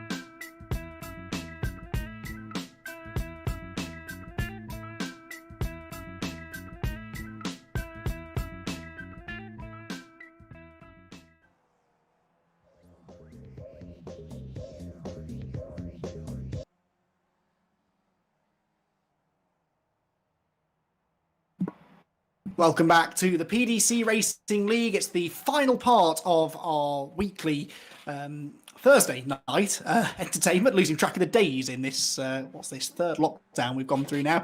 Thursday night action here from the PDC Racing League. And for this third week of the 4-week season, we are at the Laguna Seca Raceway, the WeatherTech Raceway, Laguna Seca, to give it its official name, in Southern California.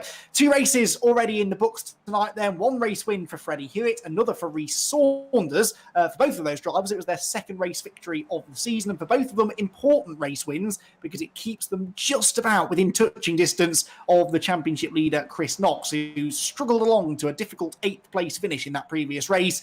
It now means that Knox leads the championship still, but by 37 points, significantly fewer than he had coming into the night, with Reece Saunders just 49 points off the top in 4th position. But with Daniel Hunt not scoring in the previous race and Dan Blake suffering from a slightly recalcitrant wheel, apparently. He's had a wheel that decided to delete all of its settings at the start of the night. So Dan Blake's been struggling along a bit with a wheel that definitely isn't giving him the feedback he'd like, hence why he's been a bit off colour tonight. It is looking like being a 3-way shootout now for the championship between Knox, Hewitt and Saunders, the result of which will depend an awful lot, I think, on the result of this race coming up in just a few minutes' time.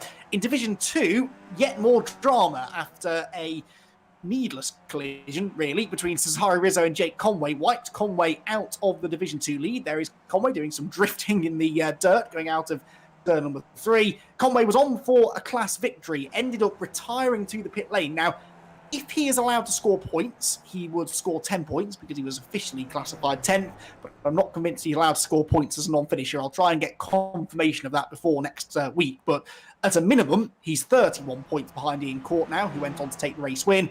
At the most, it could be 41 points. If it's 41, it drops him now only 7 points ahead of, 8 points, ahead of Martina Ward, who moves into 3rd, 49 points off the lead. And then joint 4th are Kevin McGlone and Adam Gale on 161 points apiece. So it's all getting quite tight for second on back in Division 2. Ian Court's 3rd class win of the season in that previous race means he's got a 31-point cushion. So it's quite a similar story, really, across both of the classes. Both classes being led by more than 30 points by their respective drivers. There is Ian Court in the Motorsport on Tour car, James Holman's teammate. His teammate, James Holman, of course, got an overall podium in Division 1 in the previous race, 3rd overall, 3rd in class as well. But whether or not they'll be able to do that again in race number 3 is, a little bit, quite a lot really, down to the random grid process. They could be drawn literally anywhere, first, last, or anywhere in between. And usually we see a good spread of quick drivers at front, quick drivers at the back, and quite a few of them in the middle. And for Chris Knox, he'll definitely be hoping that he ends up near the front because he hasn't seemingly got the overall pace here tonight. So he might need to rely on a bit of good fortune from the reverse or the random grid process to keep him in contention.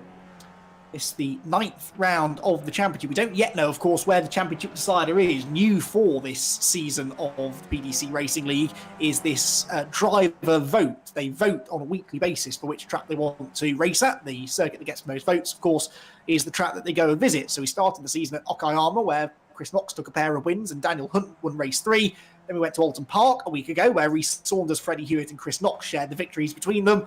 And we could be on for 3 different winners again tonight because we've had Hewitt win the first race and the second race taken by Reece Saunders. Still plenty of other drivers out there that could potentially fight for the win. Even if we look outside of the front runners in the championship, we've got people like Daniel Hunt, who has good pace. Michael Seal's been out of luck, but he's been quick tonight. He was 3rd in the first race. We've got Ian Crosby, who's been pretty rapid. Ryan Micklef definitely is a good shout for a race win. And even, really, people like Steve Hefford and Carl Jackalek could get up there as well. And Cesare Rizzo, too, has had moments of brilliance. So there are an awful lot of drivers out there tonight that could steal a race victory. For some of them, it might be their first of the season. For others, it could be the win that puts them into a good position for the championship decider. Here we go then, time to find out what the grid looks like, and it is Martina Ward with her first ever PDC Racing League pole position, and Ryan Micklef alongside. That will be an interesting battle into turn 1. Rob Graham has Reece Saunders alongside him for row 2, for another good grid there for the Year 1 drivers. Gavin Johnson is 3rd, and then another Year 1 driver, 3 in a row. Dan Blake lines up 6th. Jake Conway is 7th and needs good points. He's alongside Ian Crosby on row 4, ahead of Carl Jackalette and Kip Stevens, with Kevin McGlone and James Holman on the 6th row. Behind them on row 7, we have got Isaac Phelps and Michael Seal, with Matt Payne and Chris Knox down in 16th. Ben Constanduris is next with Steve Hefford on row 9, ahead of Ben Best and Matt Ragsdale. Then it's Alan Toon, Peter Smith, and Freddie Hewitt, 23rd. That's not worked out well for him, has it? Cesare Rizzo is next, ahead of Alex Hall, Ian Court, and Adam Gale at the back. So 27 drivers. We've lost 1 or 2 as the night's gone on, but still a good grid of cars, and, well, fascinating to see how Freddie Hewitt goes from 23rd on the grid. Chris Knox starts 16th, but on the front row, it's Martina Ward, who's in the pit lane. Martina's elected to start from the pit lane, so it's Mikulev that inherits pole position, and Mikulev will get the jump off the line. He accelerates towards turn number 1 in the race lead, with Rob Graham trying to fend them all off in second place. He's got Reece Saunders going to the outside. Dan Blake is in there too. So too is Jake Conway, of course, who needs to just try and stay out of trouble here. He's a long way ahead of the... Oh, he hasn't. There's contact. I don't believe it. Jake Conway again is involved in contact at turn number 2. And who was he involved with? Peter Smith is losing ground. Ben Constanduris, Ben Best, Cesare Rizzo, all slipping down the order. And the luckless Jake Conway, well, the next time he has to race at Laguna Seca will be a day too soon, I think. What a night to forget he has had. There's more chaos. Oh, that's Conway involved in more strife at turn 3. And look at the damage. The youngster is going to have to head to the pit lane for repairs. Now, where, critically, is Ian Court, his championship rival? Well, Court only gained 2 places. Let's see what happens. He's on the inside, Jake Conway. He is, I think, yes, we're on board with him now. He was the 3rd white car in the line.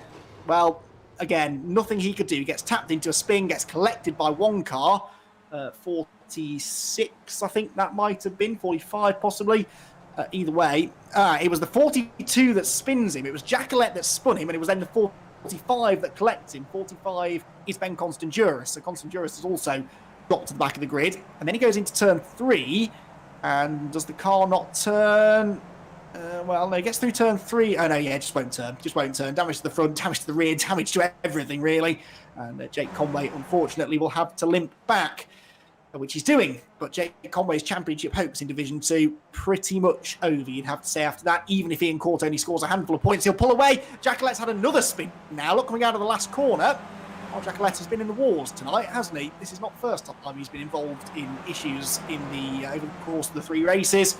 And he rejoins right at the back. Let's see how he got there this time. That is Michael Seal, isn't it? Number 61 behind him.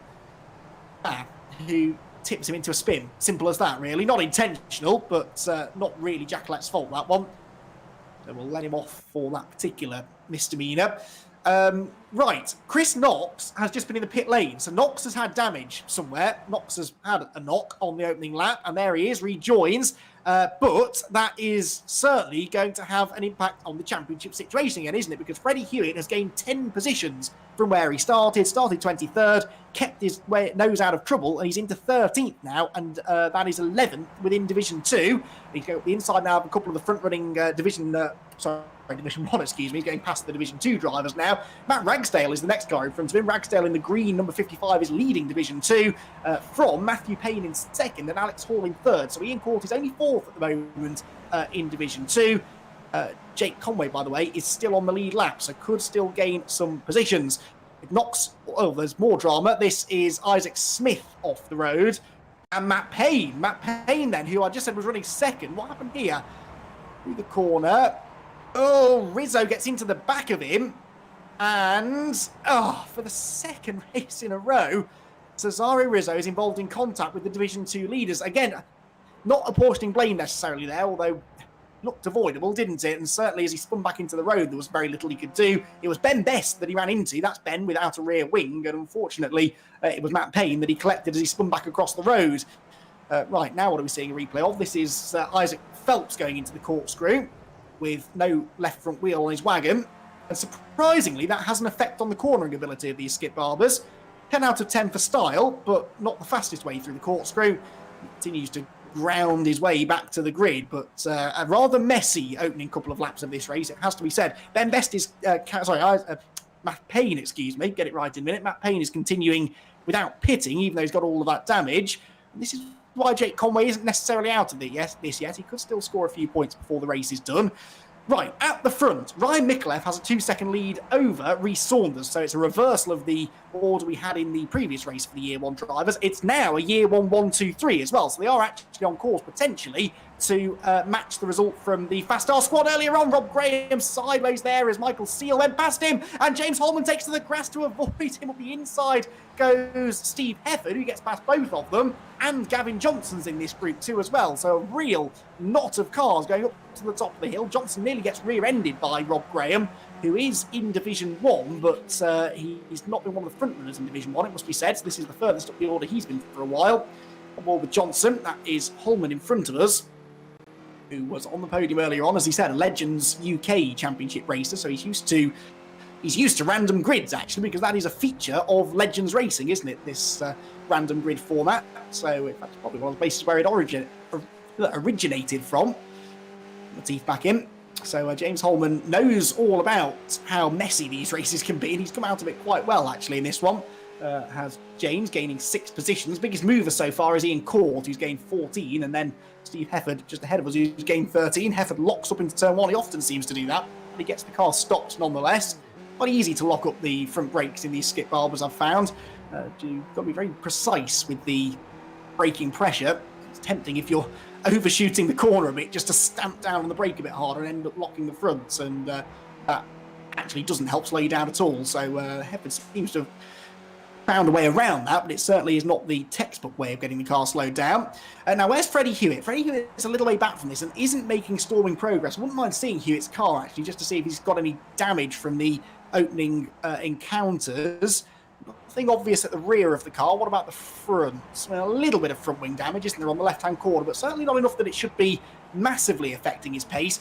He really needs to make hay now whilst the sun is very much not shining for Chris Knox. Knox is in 15th place overall, that's 12th in class. So Knox at the moment will score 6 championship points, but Hewitt's only 2 places ahead of him, so he would only score 4 points more. The gap would come down to 33 points as it stands, but Hewitt needs to gain some more places, whilst Knox maybe isn't likely to do so. There is Chris Knox in amongst the Division 2 drivers, so these people that he's overtaking now are not for points. He slings the car down through the corkscrew there, does Chris Knox, as he tries desperately to get away from Alan Toon and onto the tail now of Martina Ward, who is still second in Division 2. I'll say still, actually. Remember, she started from the pit lane. That's a brilliant start to the race. And what a sensible choice it was for Martina to start from the pit lane. She did not want to get in the way of some of the quick Division 1 drivers. She elected to start from the pits and managed to stay out of trouble, more or less. Again, a bit of front wing damage, but nothing too major. And she'll quite happily let Chris Knox go through because he is not in her class. So really clever racing this from Martina. She's worked her way through the early carnage into second place, but it is the championship leader in Division 2, Ian Court, who leads the way. So Court is on for another race win. If he hangs on, that would be his 4th of the season, and in fact his 4th from the last 6 races. Ian Court is in pretty dominant style at the moment. He's been a bit lucky with at least one of the wins tonight, it must be said, but this one, can't argue with it really. He had a good first lap and has managed to escape out in front of the field overall, by the way. Mikulev still leads the way. Rhys Saunders in second, has 6.4 seconds ahead of Dan Blake, which rather demonstrates, doesn't it, this lack of pace that Dan has because of the issues he's got with his wheel. And Dan Blake just can't quite keep up with his teammates, but he's keeping ahead of James Holman. Holman was only a 10th or so quicker than him on the previous lap. There is Blakey in third. No damage at all on his car. Now, can the Year 1 drivers bring home what will be much needed boost in morale from a 1-2-3 finish? These three kind of cruising around. The real battle is going on for 4th, isn't it? Holman, Seal, Hereford, and Gavin Johnson, nose to tail, 4th, 5th, 6th, and 7th. Rob Graham is 8th, with Freddie Hewitt catching him in 9th, and Kip Stevens rounds out the top 10. Fastest lap for Dan Blake. Well, he's not struggling that much, is he then? Wow, that was impressive. So a 1 minute 38.2. It's not as fast as we've seen from the earlier races from some drivers. But he takes that point away from Chris Knox, although Steve Hefford has now beaten even that time. So Hefford, who you can see in the red car trying to get past Michael Seal, who you're right on board with now, is now the fastest man on the track.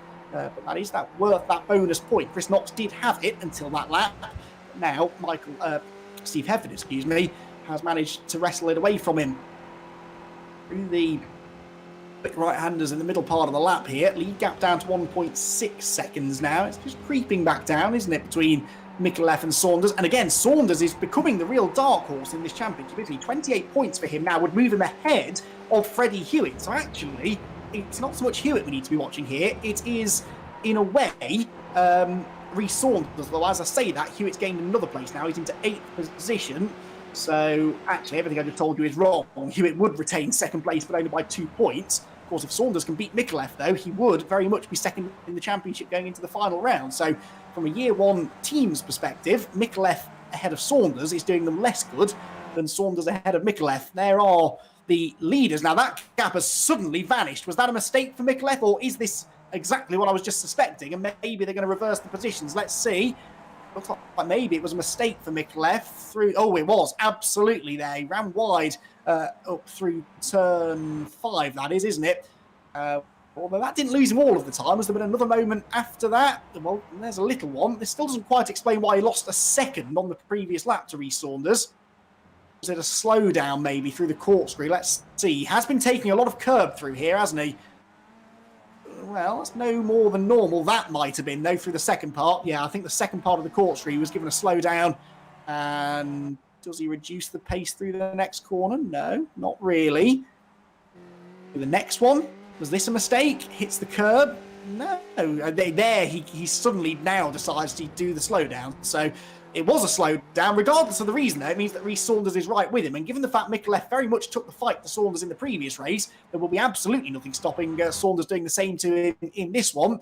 Saunders really could do with this race victory, though. Through the left hand as they go, firing themselves up the hill towards the corkscrew. Dan Blake doing his best to give chase in 3rd position. James Holman, by the way, now has the fastest lap in 4th place. He's just moved ahead of Steve Hefford as well. So Holman 4th, Hefford 5th, Seal 6th, and Johnson 7th, with Freddie Hewitt in 8th place, trying his best to catch them, but not really getting there at the moment.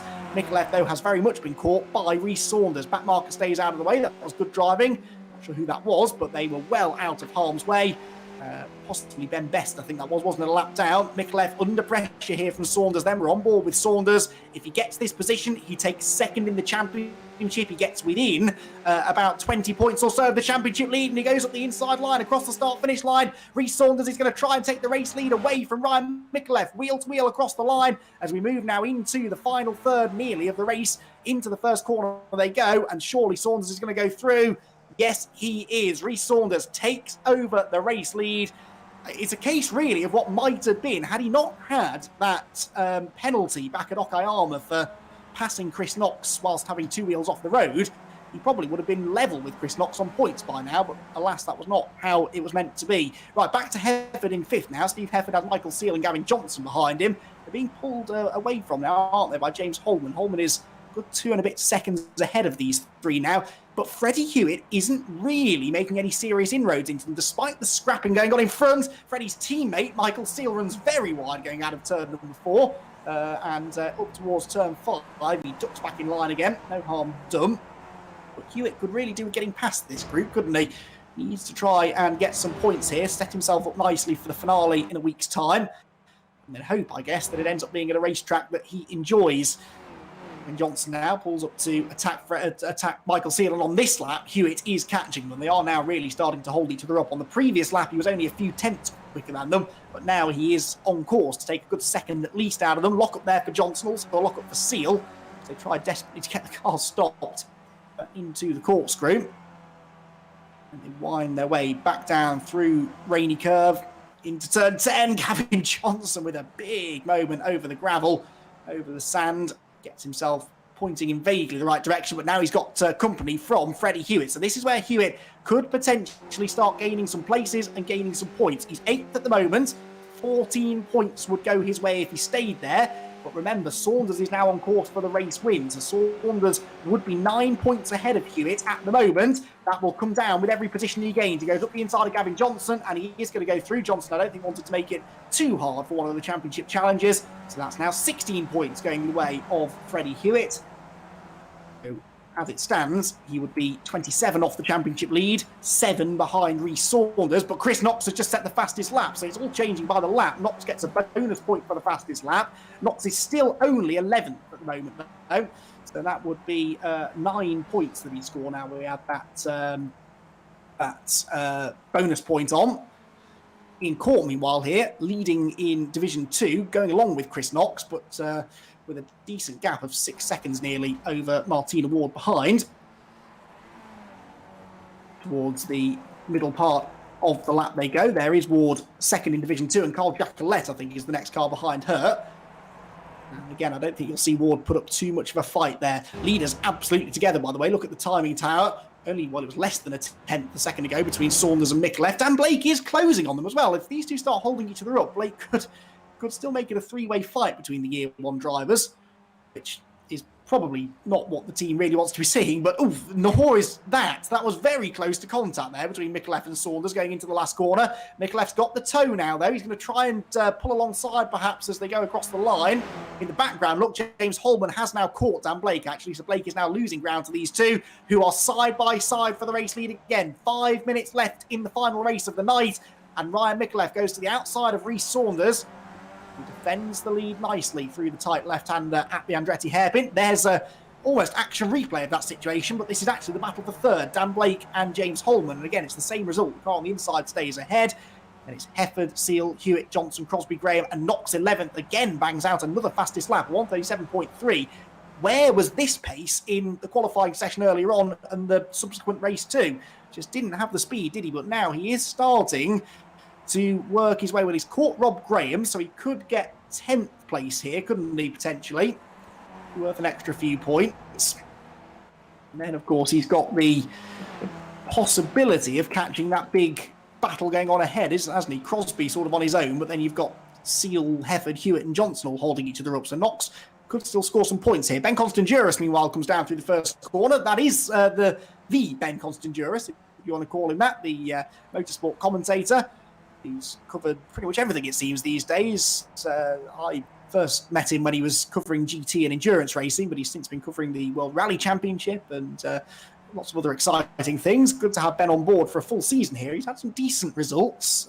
Best finish of 5th, which he had back at Okayama in the third race. He's been on the pace in every event, really, but not maybe been able to stay out of trouble quite as well as he'd like. But I think Ben is reasonably new to this sim racing thing. He's going to gain a place there from a wayward, very wayward Alex Hall. He throws the car through the tandem. That was fairly confident stuff, wasn't it? So he worked his way back up the hill. Constanduris continues on his way. Martina Ward is off. Now that will cost her second place in Division 2. Ragsdale's gone through already.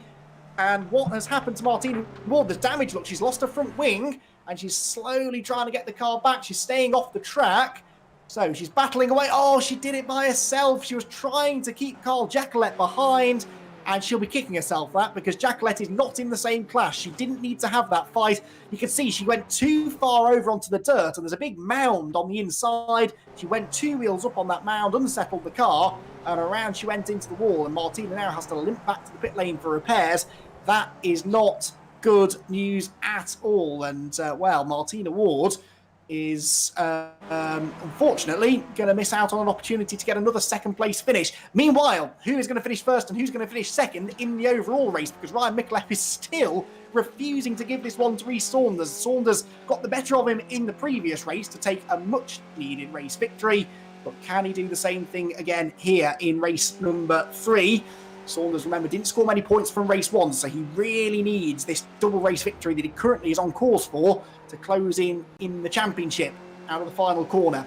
Across the start-finish line, they will go once again. Rhys Saunders then hanging on and has to do so for 2 more laps. 2 more laps of the Laguna Seca circuit still to go, and Ryan Micallef, his teammate, is all over him, down into the braking zone at the Andretti hairpin. He looks to the inside.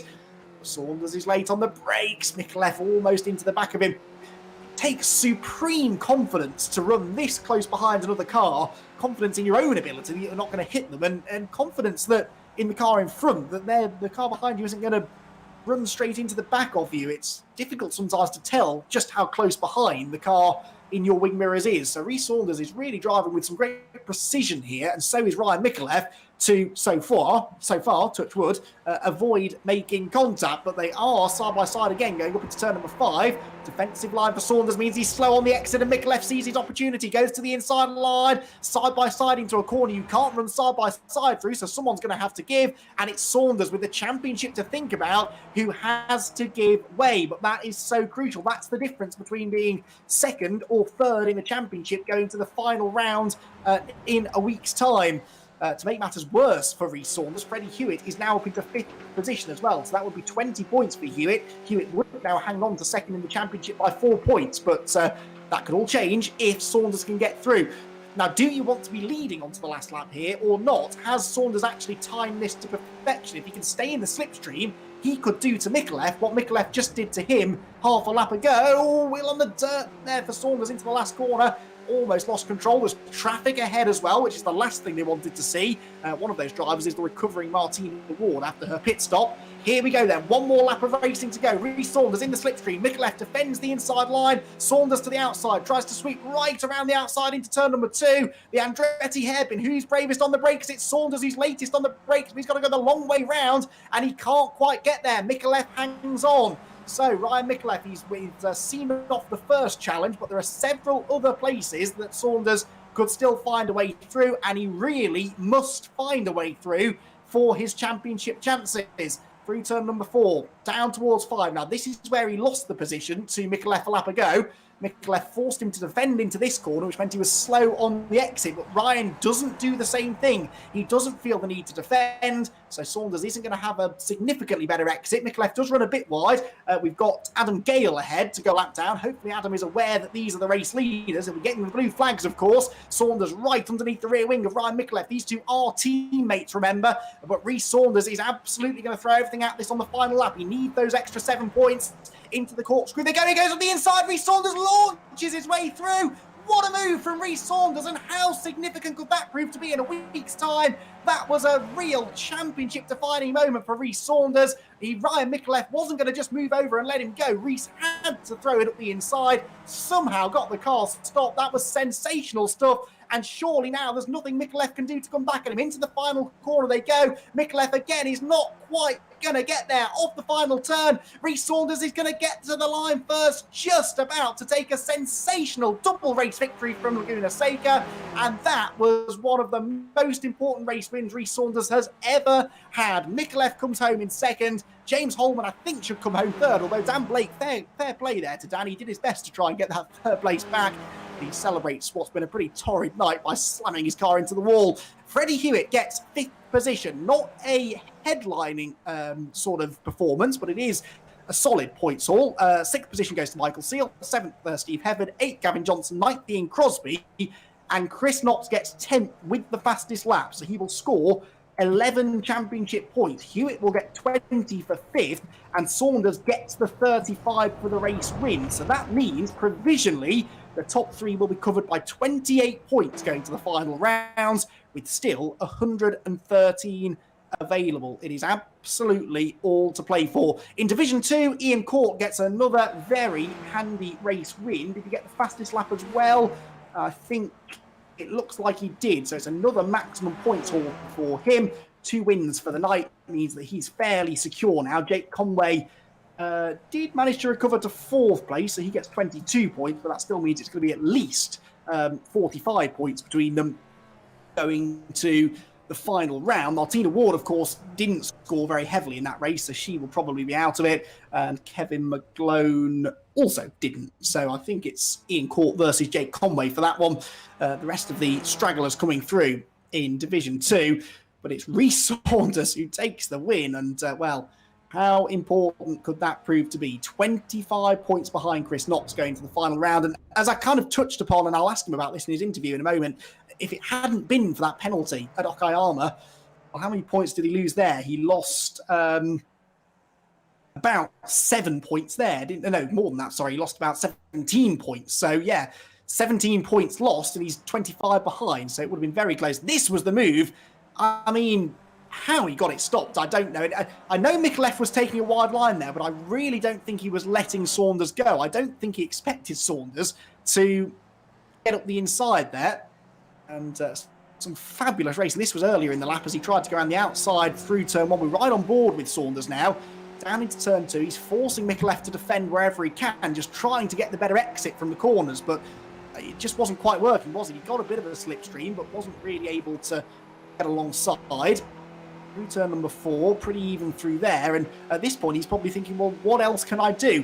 This is the corner where he lost the lead a lap or so, or well, 1 lap earlier, and as I said at the time, it was Micallef didn't really feel the need to defend there. Then they worked their way up the hill towards turn number 6, and this is where he sets it up, so he must get a really good exit from turn number 6, right underneath the rear wing. You'd expect him to be losing downforce being that close to the race leader, but they're pretty even off the corner, gets in the slipstream, is closing gradually but not really significantly, and then just launches it, and Micallef saw it coming and I think just sidestepped out of the way, anticipating that Saunders was never going to make the corner, but he did make the corner. He took the lead and he got the race win, and Rhys Saunders is ready now to talk to us on the podium. And well, we'll first of all actually go through the results. We'll speak to him in a moment. Rhys Saunders then gets the win. Ryan Micallef second, James Holman third, and Dan Blake fourth. Freddie Hewitt with a valuable 5th position. Michael Seal 6th, Steve Hefford 7th, then Gavin Johnson, Ian Crosby, and Chris Knox round out the top 10. Knox, of course, after a pit stop for repairs. Rob Graham is 11th. Ian Court is 12th and wins Division 2 and gets one hand on the Division 2 Championship trophy. Carl Jacquelette is 13th, with Matt Ragsdale 14th and second in Division 2, ahead of Ben Constant-Juris and Kip Stevens, the first car 1 lap down. Matt Payne is third in Division 2, 17th overall, ahead of Jake Conway, who deserved a lot more than that, but 4th place is still a decent haul of points. Alex Hall, Alan Toon, Martina Ward were next. All of them had dramas during the race. So did Ben Best, who was 3 laps down, Adam Gale 4 laps down, and then Isaac Phelps, Peter Smith, Cesare Rizzo, and Kevin McGlone were not running at the finish. Well, what a breathless night it's been. Some fantastic racing over the course of the evening. Let's have a chat then, shall we, with our final podium finishers of the night, starting with Rhys Saunders. And Rhys joins us once again on the top step of the podium. What a night you've had. The first race was nothing much to write home about, but we've really made up for that in races 2 and 3. Neither one, though, has been an easy win, has it? No, I've got to stop giving Ryan tips about how to drive the Skip Barber because he's getting far too close to comfort now. Yeah, that was epic. Talk us through that move on the last lap, because I really didn't think you were close enough to make it happen. Yeah, me neither, to be honest with you. He was getting a better run. I think he was using a different gear up the hill than me. So he was getting a slightly better run. But I just thought, you know what would Alex Zanardi have done? And I sent it to the inside, and it was perfect. I barely got it stopped. He gave me plenty of room, so fair play to him for that. Now, I've done the maths roughly. This is all very provisional, but I think that win puts you ahead of Freddie now. You're second, 25 points or so behind Chris Knox. It's on this, isn't it? It's on like Donkey Kong. Nice. Well, if you can carry that attitude on into next week, then I think you've got a real chance at this. Best of luck for that. It's going to be a hell of a finale.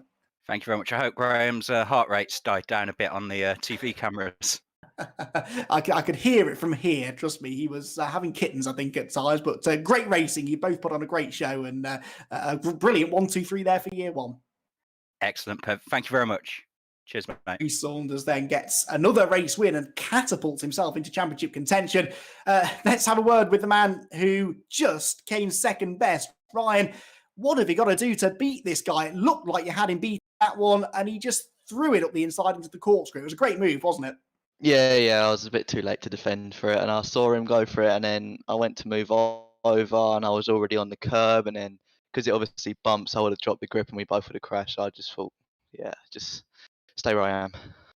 Can't imagine how nerve-wracking it must be. I mean, not only are you fighting for the win, but you're fighting with your teammate, so, you know, there's all sorts of complications there if you make contact. Oh, and by the way, he's also fighting for the championship. I mean, how much can you allow this sort of stuff to be on your mind in the heat of battle?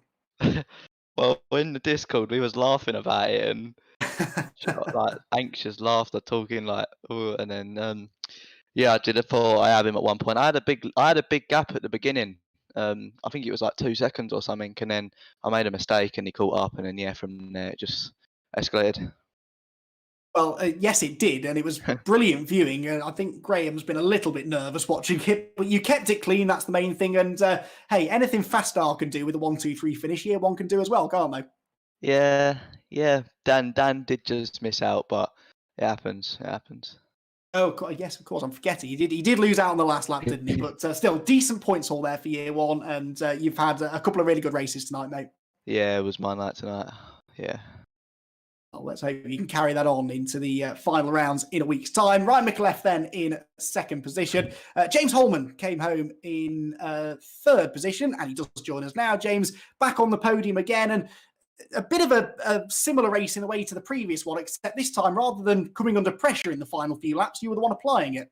Yeah, I was glad Dan cracked there. It was I could see I was catching him a couple of tenths, and I thought, yeah, I hope he just makes a little mistake, and then I come up with the corkscrew there and see him just recovering from the gravel. So yeah, it was still a good race after that. We had to still have to fight it out and duke it out, and thankfully I got the job done. I mean, he really did a good last lap there and put me under a lot of pressure. And I learned a little bit from the second race not to drive like a wally. So yeah, no, it was nice to get to another podium anyways. And with the carnage at the beginning, I went over the top of someone, so I had a little bit of damage as well. So it was affecting my straight line speed slightly. But yeah, so no, happy with another podium. It was a good evening in the end. Yeah, it's been your best night of the season so far. I mean, you always seem to have one good race, don't you? One sort of top 5 finish, but then the other two, something seems to go wrong. So it must be quite nice to have at least put 2 good results together tonight. Yeah, it's funny. I was saying to the lads on the chat there, I'm in the chat with the faster lads, and because I do a lot of stuff with them in the endurance, so shout out to them. But yeah, it was like we were saying to them, like, oh, good race 1, a bad race 1, good race 2. Here comes another bad race 3. I was sort of joking because that's the way my season's gone so far. So it was nice to. When I sat there in fourth, I thought, okay, the podium would be nice, but at least it's another decent result. So in the bag. So yeah, no, I would say I was happy with that. But yeah, next step there is to go a couple of steps higher and get to. I mean, obviously Reece and Ryan had a good draw there, so it helped them get away. Whilst we were all sort of battling our way through. So but they're quick, so there's not can't argue that. But it'd just be nice to be there a little bit closer to them and sort my qualifying out as well for the qualifying race, and then yeah, hopefully we can get a couple of wins before the end of the season. Yeah, well, you're certainly going the right way about it, and great to have you on the podium a couple of times tonight. Hopefully we'll talk to you again before the season's over. Yeah, I hope so too. Thanks very much. Well done, James Holman, then, who gets himself onto the podium in both races 2 and 3 here tonight at Laguna Seca.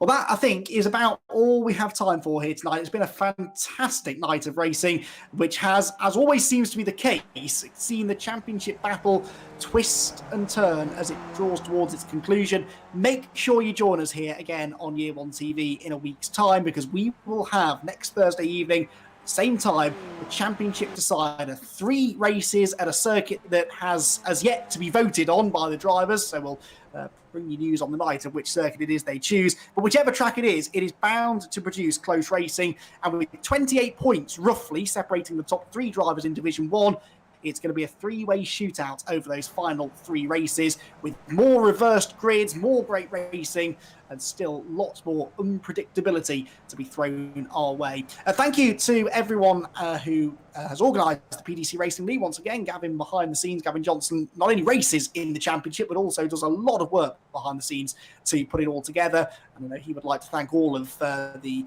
PDC supporters. Do head over to the PDC Racing social media pages and website for more information on the team, their real-world racing exploits, their sponsors. We're getting some pretty interesting things at the moment. And be sure to join us again next week and continue your support on what is one of the real up-and-coming iRacing competitions at the moment. The PDC Racing League will come to its thrilling conclusion in a week's time. Until then, though, from myself, Andy McEwen, and Graham Stesford, our producer here at Year One TV, it is goodbye.